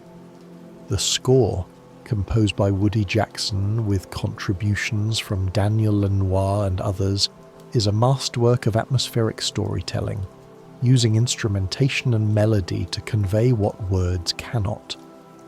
The main theme, with its mournful strings and sparse piano, establishes the elegiac tone from the first moments. This is not triumphant Western music, it is music of loss and longing, of beauty tinged with sadness. The theme tells us before the story begins that we are entering a world of endings, a world where the best days are already past. Arthur's journey is scored to this theme, and its recurrence throughout the game creates a sense of inevitability, of fate closing in. The licensed songs used at key moments are chosen with extraordinary care. That's the Way It Is by Daniel Lanois plays during Arthur's final ride, as he returns to camp knowing he will not survive. The song's lyrics, "That's the way it is, that's the way it is," capture the acceptance that Arthur has finally achieved, the peace that comes from no longer fighting the inevitable. The sequence is devastating, a 6-minute ride through landscapes Arthur has traversed throughout the game, now seen for the last time, scored to music that acknowledges the finality of what is happening. Players report crying during this sequence, and the music is a major reason why. Unshaken by D'Angelo plays after Arthur's diagnosis as he rides through the world with new eyes, seeing beauty he had previously ignored. The song's message, "May I stand unshaken amid the crash of worlds," becomes Arthur's prayer, his hope that he can face what is coming with dignity and grace. The juxtaposition of the hopeful lyrics with Arthur's terminal diagnosis creates a complex emotional response, a mixture of sorrow and inspiration that captures the paradox of Arthur's final chapters. Cruel World by Willie Nelson plays during the credits, a final farewell to Arthur and the world he inhabited. Nelson's weathered voice singing of a cruel world that nonetheless contains beauty and love is the perfect coda to Arthur's story. It acknowledges the darkness without surrendering to it, finds hope without denying the tragedy. It is the song Arthur might have sung himself if he had the words. The ambient music throughout the game is equally important, though less noticed. The quiet guitar that plays when Arthur camps alone, the tense strings that accompany combat, the peaceful melodies that score moments of rest and reflection. This ambient score creates an emotional continuity, a sonic through line that connects the disparate elements of the game into a unified experience. Arthur's journey is not just seen and played, it is heard, and the hearing deepens the impact. The sound design extends beyond music to the sounds of the world itself. The creak of Arthur's saddle, the rhythm of his horse's hooves, the crack of his revolver, the rasp of his breathing as the tuberculosis worsens. These sounds are not just realistic, they are characterful, contributing to our sense of who Arthur is and what he is experiencing. The sound of Arthur coughing, in particular, becomes a motif, a recurring reminder of his mortality that grows more frequent and more severe as the game progresses. By the end, we dread that sound, knowing what it signifies, feeling Arthur's pain in our own chests. The cultural impact of Arthur Morgan extends far beyond the game itself. He has become an icon, a reference point, a standard against which other characters are measured. His image, the rugged face, the worn hat, the weary eyes, is instantly recognizable, even to people who have never played the game. His quotes have entered the cultural lexicon. "I gave you all I had. We're more ghosts than people. I'm afraid." These lines resonate because they capture universal truths in specific, memorable language. The community that has formed around Arthur Morgan is remarkable in its depth and passion. Fan art depicts him in countless styles and situations. Fan fiction explores the corners of his story that the game left unexplored. Video essays analyze his character from every conceivable angle. Tribute. Videos set his journey to music, creating emotional experiences that rival the game itself. This community is not just consuming Arthur's story, they are extending it, interpreting it, making it their own. Arthur Morgan has become a shared cultural property, a character who belongs to everyone who has been moved by his journey. The discussions about Arthur Morgan often transcend the game to engage with broader questions of morality, mortality, and meaning. People use Arthur's story to talk about their own experiences with loss, with redemption, with the struggle to become better. Therapists have reported patients using Arthur as a reference point for discussing their own moral struggles. Teachers have used the game to teach narrative structure and character development. Arthur Morgan has become more than a character. He's become a tool for understanding ourselves. The awards and recognition Arthur Morgan has received are extensive but ultimately insufficient. Roger Clark won the BAFTA for Best Performance. The game won countless Game of the Year awards. Critics praised the writing, the design, the emotional impact. But awards cannot capture what Arthur Morgan means to the people who have experienced his story. The true measure of his impact is in the tears shed during his final ride, the hours spent in his world, the conversations sparked by his journey. Arthur Morgan has touched millions of lives, and that touch cannot be quantified by trophies or scores. The legacy of Arthur Morgan will endure long after the technical achievements of Red Dead Redemption 2 have been surpassed. Graphics will improve, gameplay will evolve, open worlds will become larger and more detailed, but Arthur Morgan will remain a benchmark of character creation, a proof of what is possible when every element of a game is aligned in service of a single compelling human being. Future game designers will study him, learn from him, try to replicate his impact. Some will succeed, partially. None will surpass him entirely.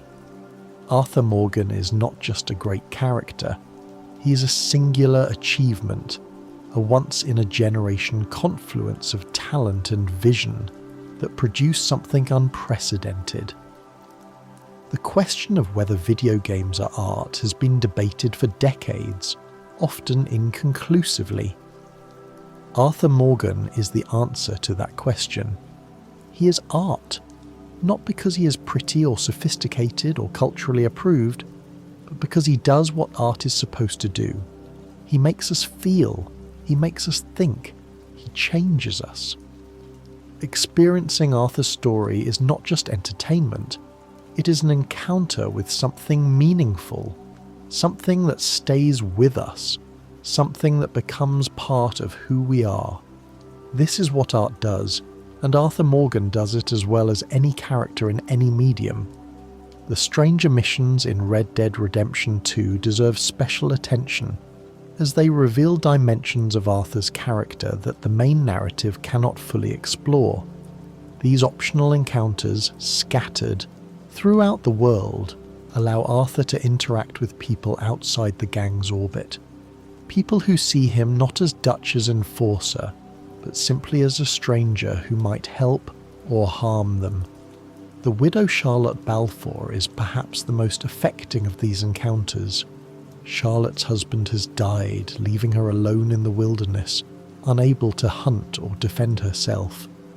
Arthur, if the player chooses, teaches her to survive, how to shoot, how to hunt, how to live without depending on others. The relationship that develops is tender and respectful. Two lonely people finding connection in a harsh world.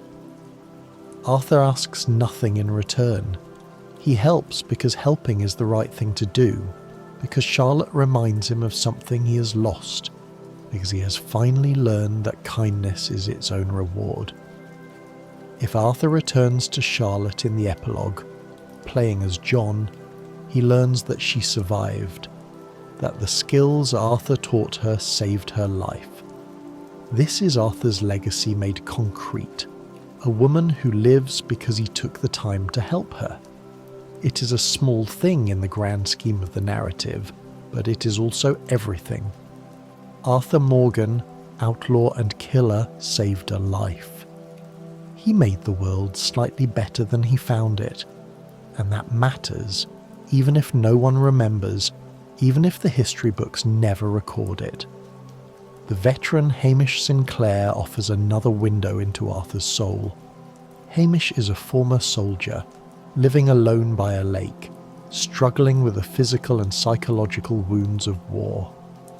Arthur helps him hunt legendary animals, shares meals with him, listens to his stories. Their friendship is quiet and undemanding. Two men who have seen too much finding peace in each other's company. When Hamish dies, killed by a boar during their final hunt together, Arthur's grief is palpable. He has lost a friend, one of the few genuine friendships he has known outside the gang. The encounters with the Marco Dragic, the mad scientist, reveal Arthur's capacity for wonder. Dragic is building a robot, a mechanical man that he believes will change the world. Arthur, despite his skepticism, helps with the experiments, watches the robot come to life, witnesses something that seems impossible. His reactions, a mixture of amazement and unease, show a man who is still capable of being surprised, still open to the mysteries of the world. The robot's eventual fate, wandering alone on a mountaintop, is melancholy and strange, a reminder that the world contains wonders that Arthur will never fully understand. The time traveller, the ghost train, the UFOs, the strange man who may or may not be death himself. These encounters push against the boundaries of the game's realism, introducing elements of the supernatural and the inexplicable. Arthur's reactions to these phenomena are characteristically grounded. He does not panic or disbelieve. He simply observes, accepts, moves on. This equanimity in the face of the impossible reveals a man who has seen enough of the world to know that it contains more than he can explain. Arthur Morgan is not a philosopher, but he has a philosopher's acceptance of mystery. The debt collection missions, which Arthur performs for Leopold Strauss, offer a darker view of his character. These missions require Arthur to threaten and beat people who owe money to the gang, people who are often poor, desperate, unable to pay. Arthur hates this work. His dialogue makes clear his disgust, but he does it anyway, because Dutch asks, because the gang needs money, because he has not yet learned to say no. The Downs mission, which gives Arthur tuberculosis, is the culmination of this arc, the moment when Arthur's complicity in Strauss's predatory lending costs him everything. These strange omissions, taken together, create a portrait of Arthur that is richer and more complex than the main narrative alone could provide.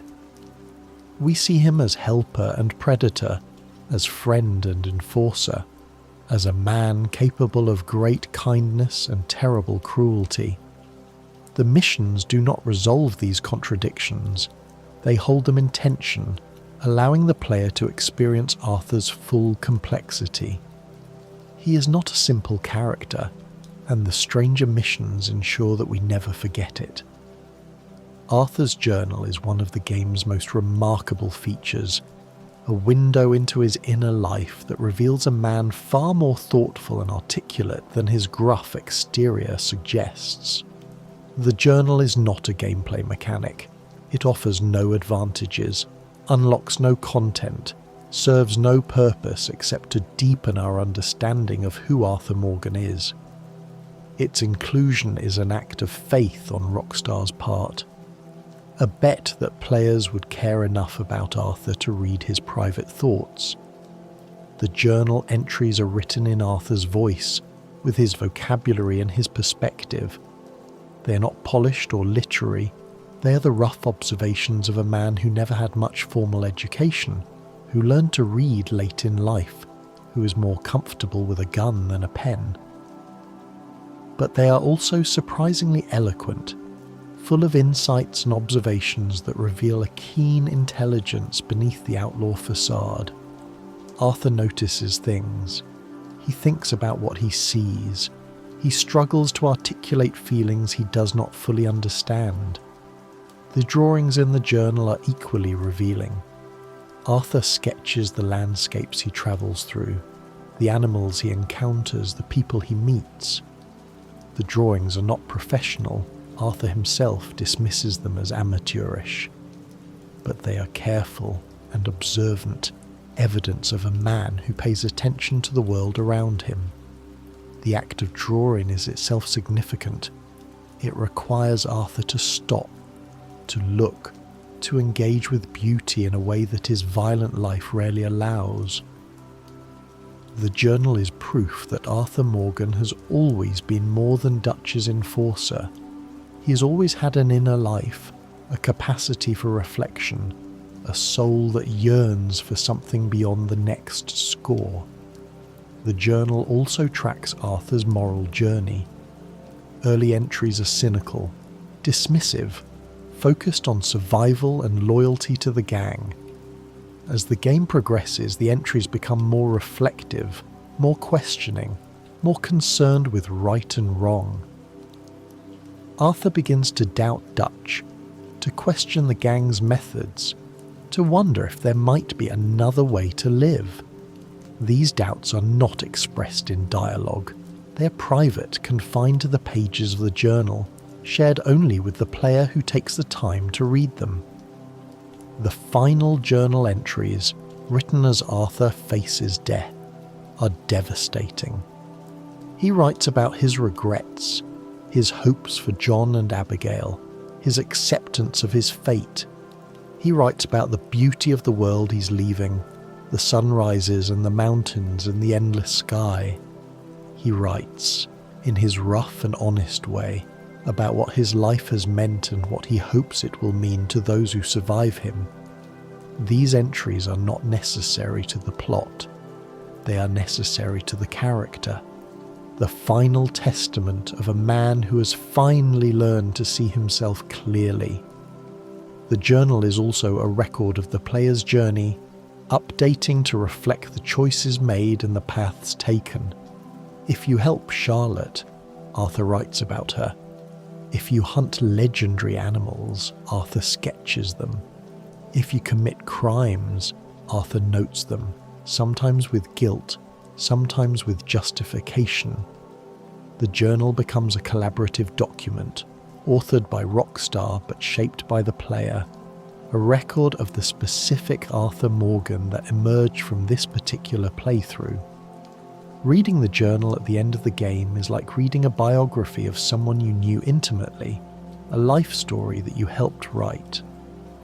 The existence of the journal raises Arthur Morgan above most video game protagonists. It proves that Rockstar was not content to create a character who simply does things. They wanted to create a character who thinks about the things he does, who has an inner life as rich as his outer actions. The journal is the proof of Arthur's interiority, the evidence that he is not just a collection of animations and dialogue trees, but a fully realized human being with thoughts and feelings and dreams. It is one of the game's greatest achievements, and it is entirely optional, hidden in a menu that many players never open. That Rockstar included it anyway, knowing that many would never see it, is a testament to their commitment to Arthur Morgan as a character. The philosophical dimensions of Arthur's story reward deeper analysis. His journey can be read through multiple philosophical frameworks, each illuminating different aspects of his character and his choices. From an existentialist perspective, Arthur's story is about the creation of meaning in a meaningless universe. Arthur spends most of his life living according to Dutch's values, following Dutch's plan, defining himself in relation to Dutch's vision. His identity is not his own. It is borrowed, derivative, dependent on external validation. The diagnosis of tuberculosis shatters this borrowed identity, forcing Arthur to confront the fundamental existentialist question: if I am going to die, what do I want my life to mean? Arthur's answer is authenticity. He stops living according to Dutch's values and starts living according to his own. He makes choices based on what he believes is right, not what Dutch tells him is right. He takes responsibility for his actions, acknowledging his sins without excusing them. He creates meaning through his choices, defining himself through what he does rather than what he is told to do. This is the existentialist project in miniature, the creation of an authentic self in the face of mortality and meaninglessness. From a virtue ethics perspective, Arthur's story is about the development of character. Aristotle argued that virtue is not a matter of following rules, but of developing habits of excellence, of becoming the kind of person who naturally does the right thing. Arthur's journey is a journey of character development, a slow and painful process of becoming virtuous. He does not become good by following a moral code. He becomes good by practicing goodness, by making choices that gradually reshape who he is. The honor system can be read as a gamification of virtue ethics. Each choice Arthur makes contributes to his overall character, pushing him toward virtue or vice. The cumulative effect of these choices determines not just Arthur's reputation but his identity, the kind of person he has become. High Honor Arthur is not following different rules than Low Honor Arthur. He has developed different habits, different instincts, different ways of responding to the world. He has become virtuous through practice, just as Aristotle said. From a Christian perspective, Arthur's story is about sin, repentance, and grace. Arthur is a sinner. This is undeniable, established in the first hours of the game and reinforced throughout. He has killed, stolen, lied, betrayed. His hands are stained with blood that cannot be washed away, and yet, the game suggests, redemption is possible. Not through works alone. Arthur cannot undo his sins through good deeds, but through a genuine turning of the heart, a sincere desire to be better, a willingness to sacrifice for others. The imagery of Arthur's death reinforces this Christian reading. High Honour Arthur dies watching the sunrise, light breaking over the mountains, a visual metaphor for grace and transcendence. The deer that appears in his visions is a symbol of gentleness and purity, a sign that Arthur's soul is moving toward the light. The music swells, the camera pulls back, and Arthur Morgan passes from this world into whatever comes next. It is not explicitly religious, but it is unmistakably spiritual, a death that suggests something beyond mere extinction. From a Buddhist perspective, Arthur's story is about attachment and letting go. Arthur's suffering stems from his attachments to Dutch, to the gang, to his identity as an outlaw, to his hope for a future that will never come. His journey is a journey of releasing these attachments, of accepting impermanence, of finding peace in the present moment rather than grasping for a future that does not exist. The final chapters of the game are a meditation on letting go. Arthur lets go of his hope for survival. He lets go of his loyalty to Dutch. He lets go of his resentment toward John. He lets go of his regrets about Mary. One by one, the attachments that have defined his life fall away, and what remains is a man at peace, present in the moment, accepting what is. The sunrise he watches in his final moments is not a symbol of hope for the future. It is a symbol of presence, of being fully alive in the now, of finding beauty in the world as it is rather than as we wish it to be. These philosophical readings are not mutually exclusive. They illuminate different facets of a character complex enough to support multiple interpretations. Arthur Morgan is not a philosophical argument. He's a human being, and human beings are complicated enough to be read through many lenses. The richness of these possible readings is itself evidence of Arthur's depth, proof that he is not a simple character with a simple message, but a complex creation that rewards sustained reflection. The relationship between Arthur Morgan and the player is unlike any other in gaming.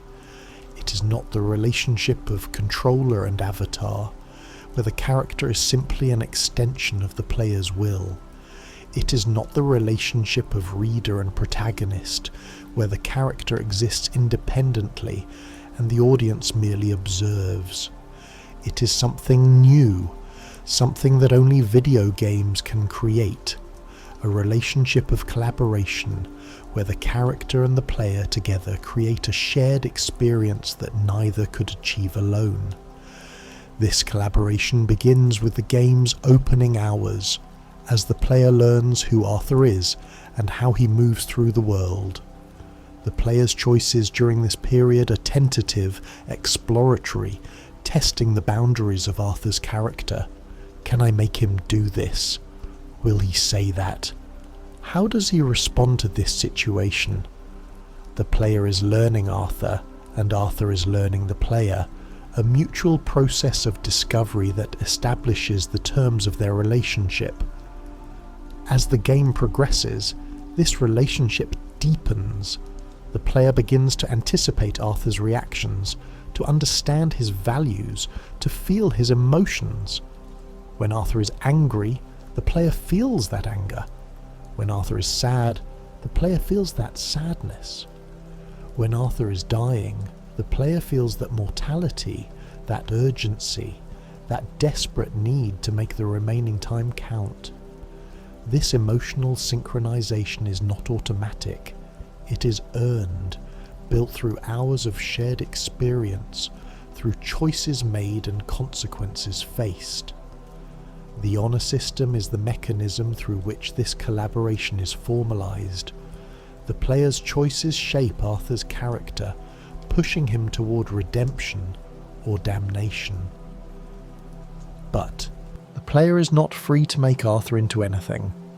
Arthur pushes back, comments on choices, expresses approval or disapproval. The collaboration is genuine, a negotiation between player intent and character identity. The Arthur who emerges from this negotiation is neither purely the player's creation nor purely Rockstar's. He is a hybrid, a shared achievement. This collaborative relationship reaches its climax in Arthur's final hours. The player, by this point, is deeply invested in Arthur's fate, desperate to save him even though salvation is impossible. The game exploits this investment ruthlessly, forcing the player to guide Arthur through his final missions, to make choices that will determine how he dies, to watch helplessly as the character they have come to love slips away. The grief the player feels is real grief, as real as grief for a fictional character can be, because the player is not just observing Arthur's death, they are participating in it, guiding him through it, sharing it. The moment when Arthur gives John his hat is the culmination of this collaborative relationship. The hat is a symbol of Arthur's identity, the most recognizable element of his visual design. By giving it to John, Arthur is passing on not just an object but a legacy, a responsibility, a hope for the future. And the player, who has worn that hat for 60 hours, who has come to see it as part of themselves, feels the weight of that transfer. Something is being given away, something that belonged to us, and we are letting it go because Arthur is letting it go, because it is time. The final ride scored to "That's the way it is" the last act of collaboration between player and character. The player guides Arthur through landscapes they have explored together, past landmarks that hold memories, toward a destination that means death. The player could stop, could refuse to continue, could leave Arthur frozen in this moment forever. But they don't. They keep riding, because Arthur keeps riding, because the story must end, because letting go is the final act of love. The player and Arthur together ride toward the end. When Arthur dies, the player loses something real. Not a life, not a friend in the conventional sense, but something.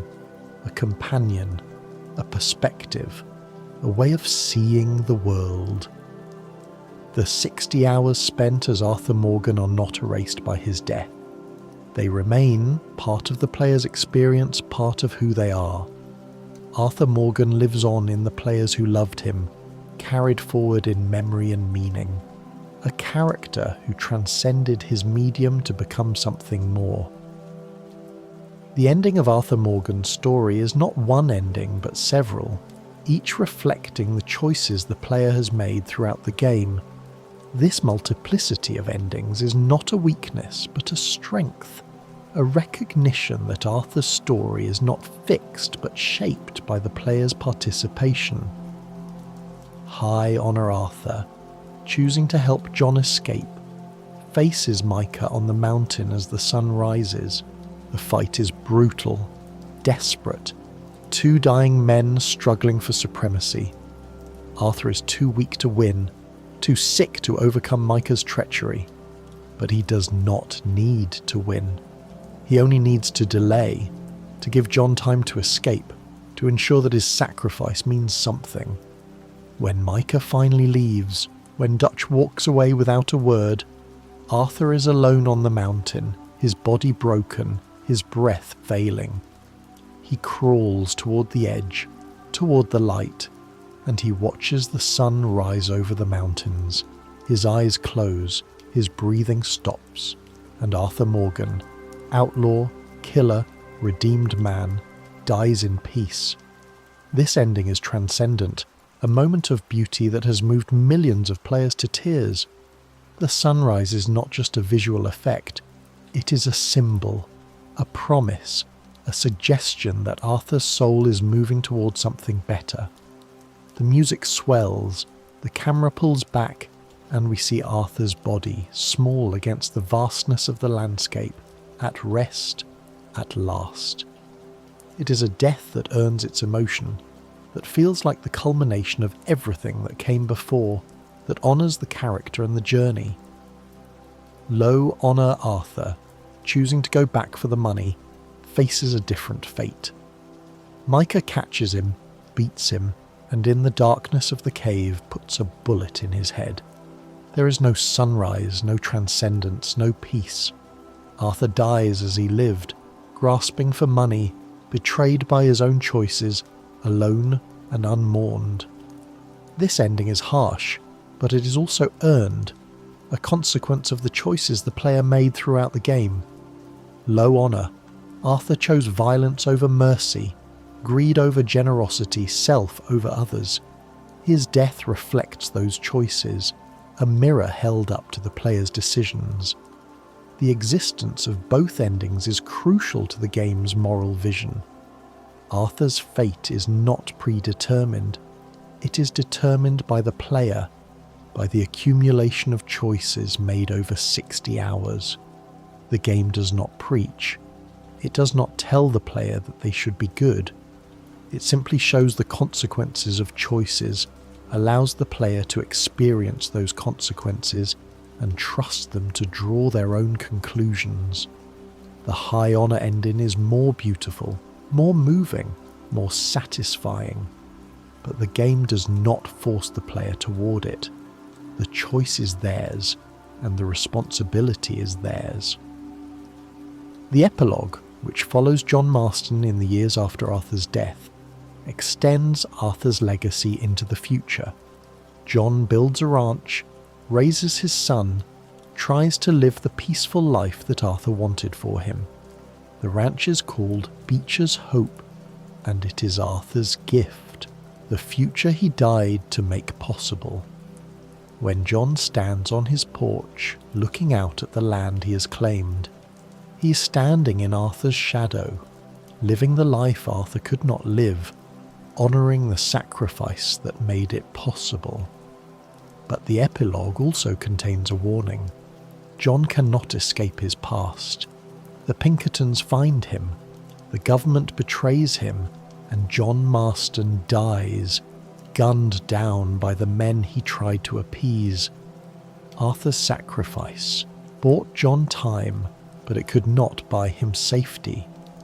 The cycle of violence continues, the sins of the past reaching forward to claim new victims.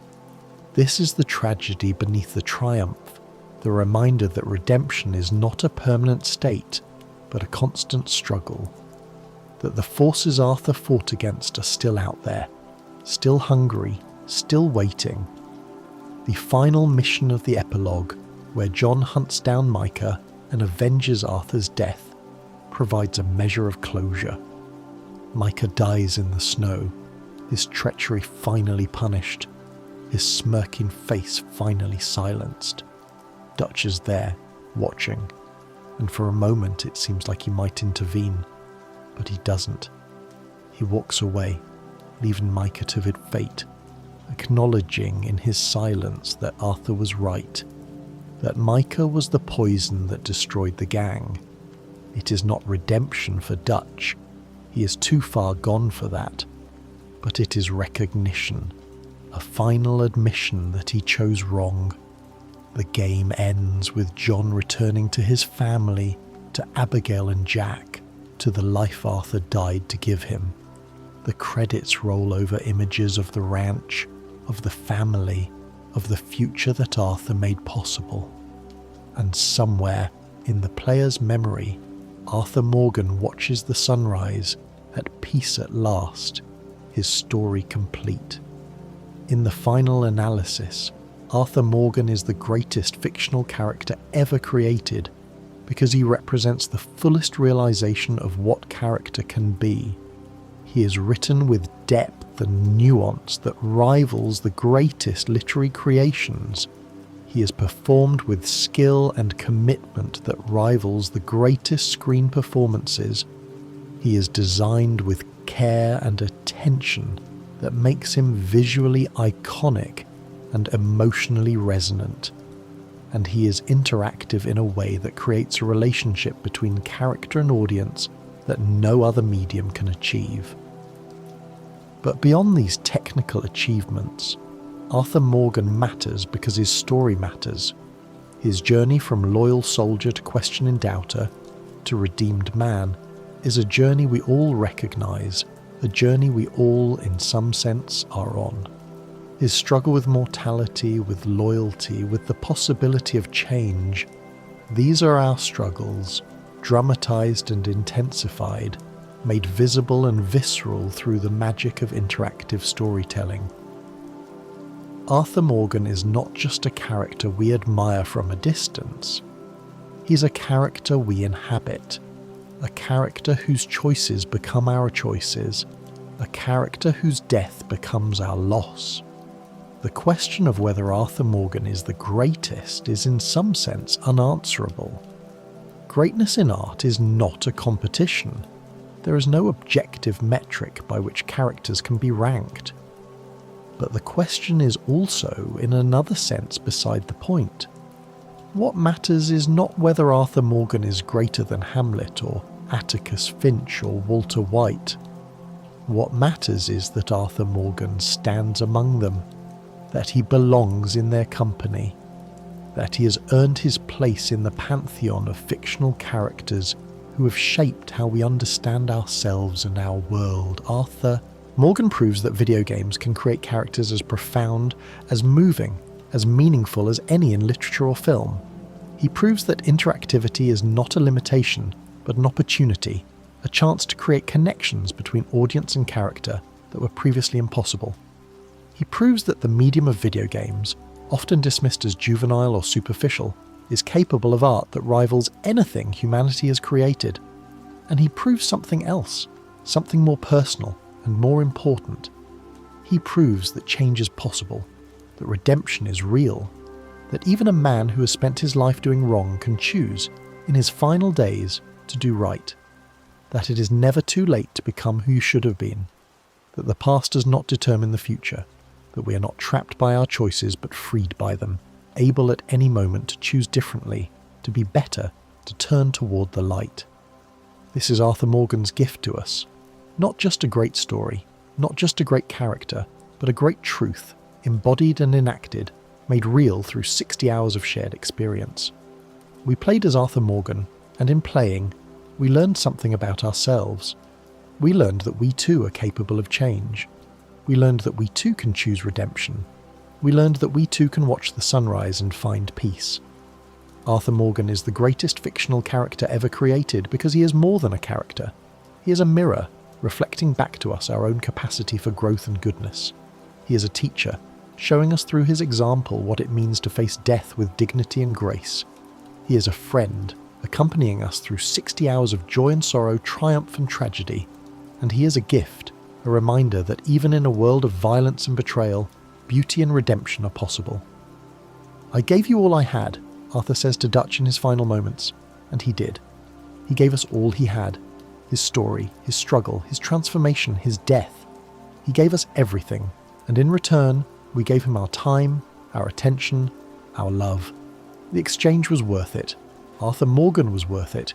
He is worth remembering, worth celebrating, worth holding up as an example of what fictional characters can be and what they can mean.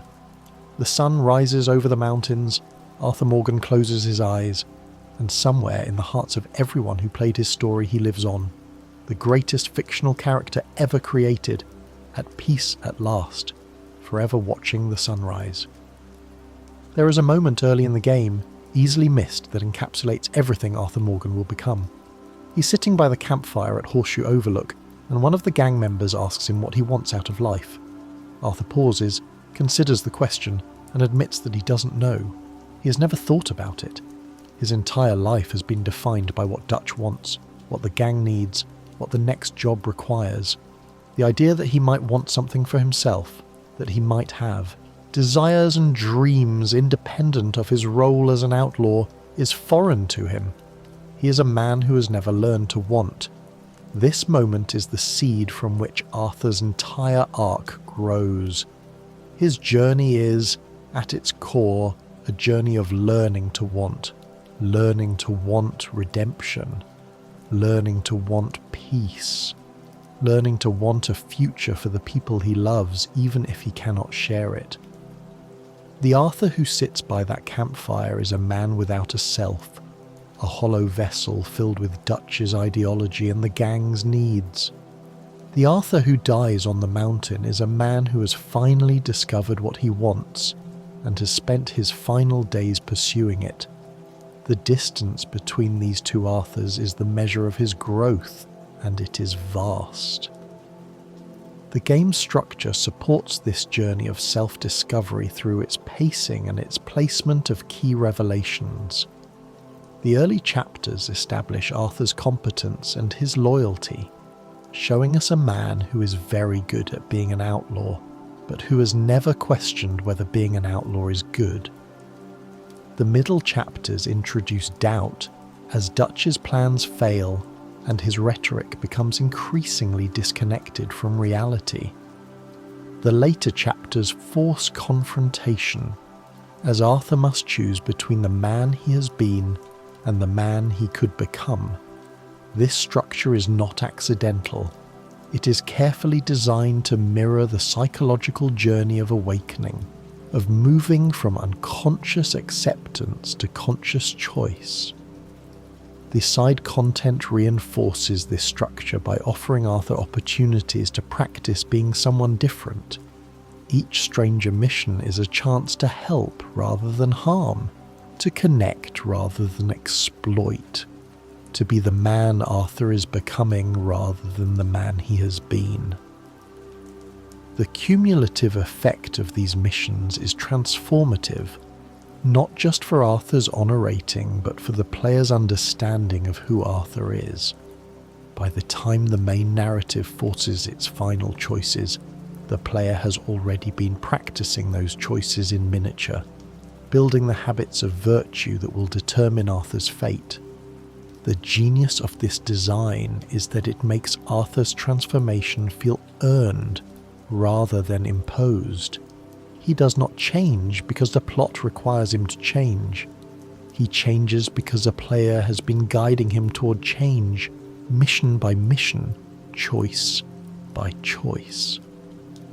The transformation is collaborative, a joint achievement of the game's design and the player's engagement. This is why Arthur's redemption feels so powerful. It is not something that happens to him. It is something he and the player achieve together. The camp system is another crucial element in Arthur's characterization. The gang's camp is not just a hub for missions, it is a living community, a family that Arthur is part of. The interactions Arthur has at camp, the conversations, the activities, these small moments of connection, reveal dimensions of his character that the action-focused missions cannot.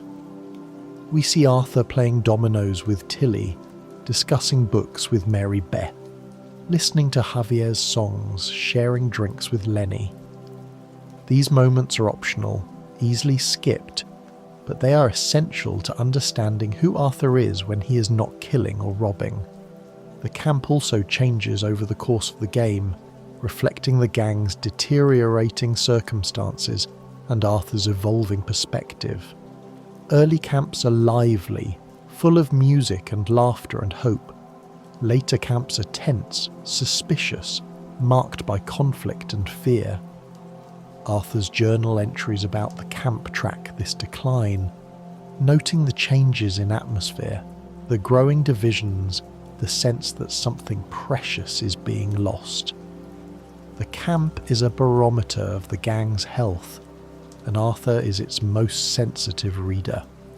The donation system, where Arthur can contribute money and supplies to the camp, is a small but significant mechanic. It allows Arthur to express care for his family in concrete terms, to sacrifice his own resources for the collective good. High honor players often find themselves donating generously, not because the game rewards it, but because it feels right, because Arthur would want to take care of his people. This is character expressed through mechanics, identity enacted through gameplay. The way other characters treat Arthur also evolves over the course of the game, reflecting his changing reputation and his physical decline. Early in the game, Arthur is respected, even feared. The gang's most capable enforcer, Dutch's right hand. As the game progresses and Arthur's illness becomes apparent, the respect shifts to something more tender. Characters express concern, offer help, treat Arthur with a gentleness that acknowledges his vulnerability. This shift in treatment reinforces Arthur's transformation, showing us through the eyes of others that he is becoming someone different. Micah Bell's treatment of Arthur is particularly significant. Micah never respects Arthur, never acknowledges his transformation, never sees him as anything but a rival to be eliminated.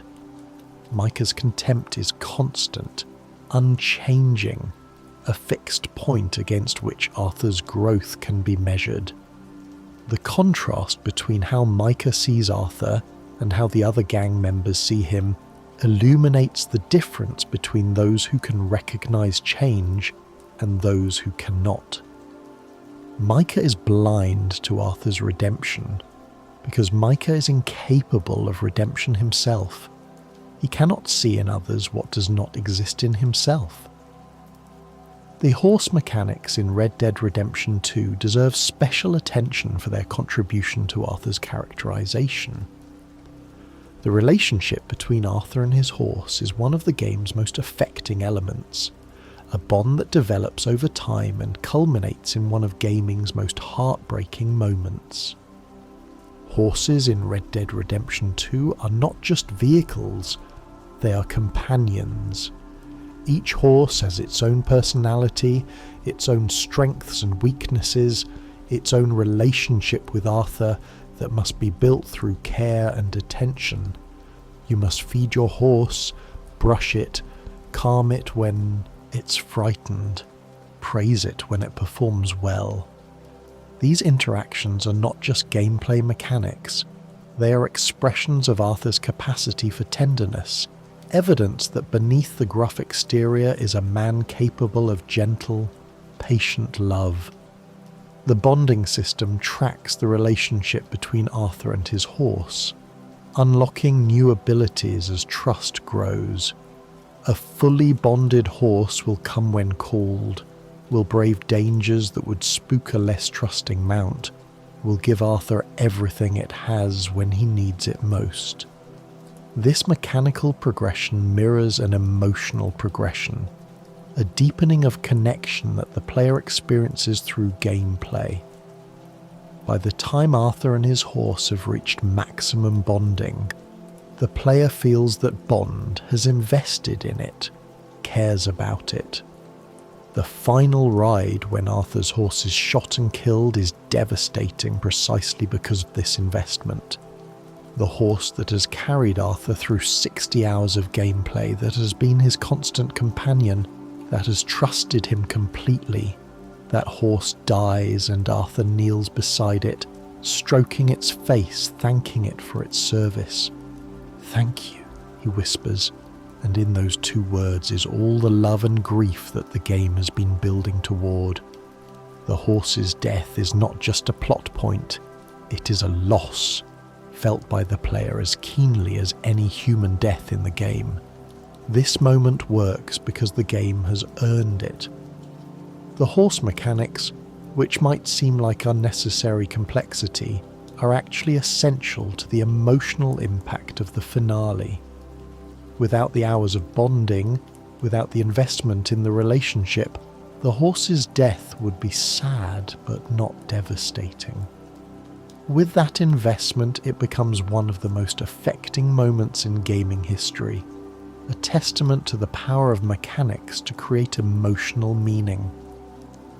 Arthur's relationship with his horse also reveals something important about his character, his capacity for non-transactional love. Arthur does not care for his horse because the horse is useful. He cares for it because caring is what you do for those who depend on you. This is the same impulse that drives his care for the gang, his help for strangers, his sacrifice for John. Arthur Morgan, beneath everything, is a man who loves, and his love for his horse is the purest expression of that capacity. The hunting and fishing mechanics similarly contribute to Arthur's characterization. These activities are optional, time-consuming, and offer relatively modest rewards, and yet many players spend hours engaged in them, tracking legendary animals across the map, waiting patiently for fish to bite, immersing themselves in the rhythms of the natural world. Why? Because these activities feel like something Arthur would do, something that expresses who he is.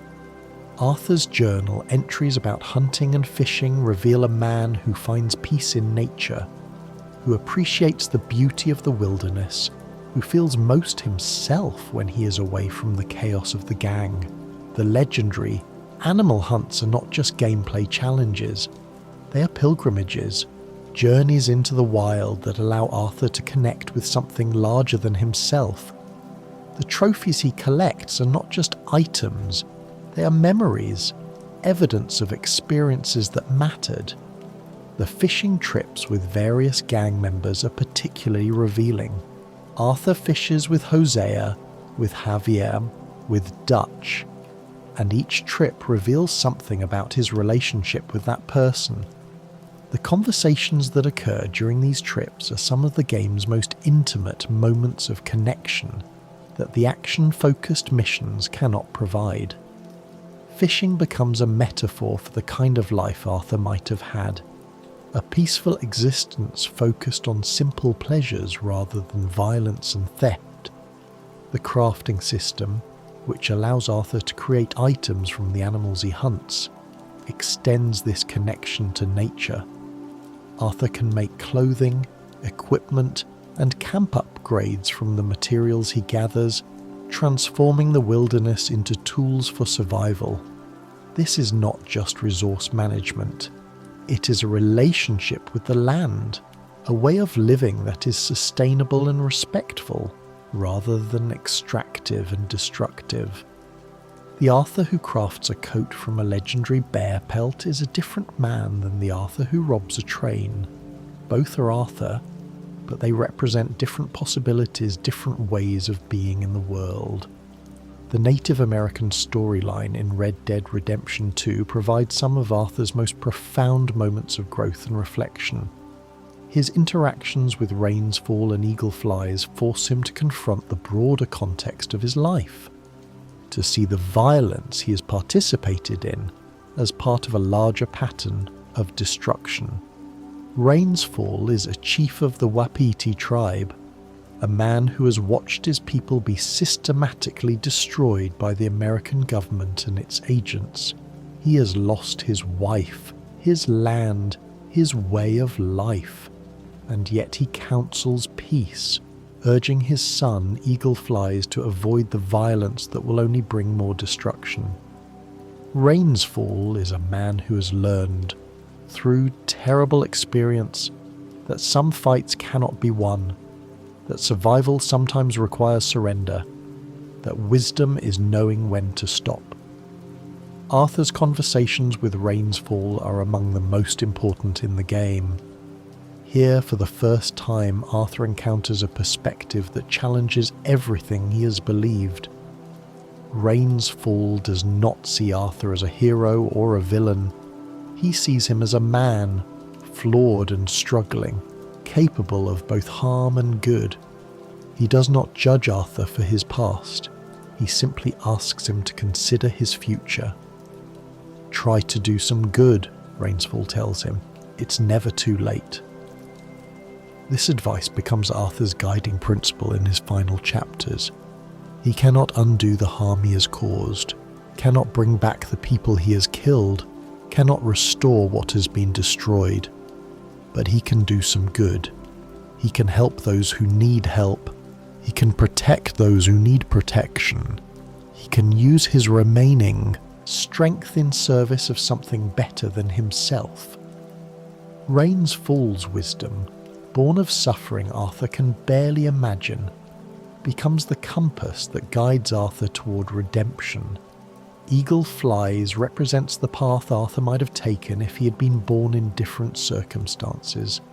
Eagle Flies is young, angry, determined to fight back against the forces that are destroying his people. He is not wrong to be angry. The injustices he has witnessed demand a response. But his anger leads him toward violence, and violence leads him toward death. Arthur sees in Eagle Flies a reflection of his younger self, the man who believed that fighting was the answer, that strength could overcome any obstacle. He tries to warn Eagle Flies, tries to share the wisdom he has gained too late, but Eagle Flies cannot hear him. The young rarely listen to the old, and by the time they understand, it is often too late. Eagle Fly's death is one of the game's most tragic moments. He dies fighting, as he wanted, but his death accomplishes nothing. The army is not defeated, the tribe is not saved. His sacrifice is meaningless, a waste of a young life that could have been so much more. Arthur carries Eagle Fly's body back to Rains Fall, and in that moment, the two men share a grief that transcends their differences. They have both lost sons, Arthur to violence, Rains Fall to violence, and that shared loss creates a bond that words cannot express. The Native American storyline also forces Arthur to confront his own complicity in the destruction of indigenous peoples. The gang has benefited from the conquest of the West, has operated in territories stolen from native tribes, has participated in a system that has systematically destroyed indigenous ways of life. Arthur cannot claim innocence. He is part of the problem, even if he did not create it. This recognition is painful but necessary, a step toward the moral clarity that Arthur achieves in his final days. The mission where Arthur helps the Wapiti tribe escape the army is one of his most heroic acts. He fights not for money, not for the gang, not for Dutch's approval, but simply because it is right. The tribe needs help, and Arthur can provide it. The calculation is that simple, and that profound. This is Arthur Morgan at his best, using his skills in service of justice rather than profit, fighting for people who have no one else to fight for them. Rains Fall's final gift to Arthur, a sacred item that belonged to his son, is a symbol of the connection they have forged.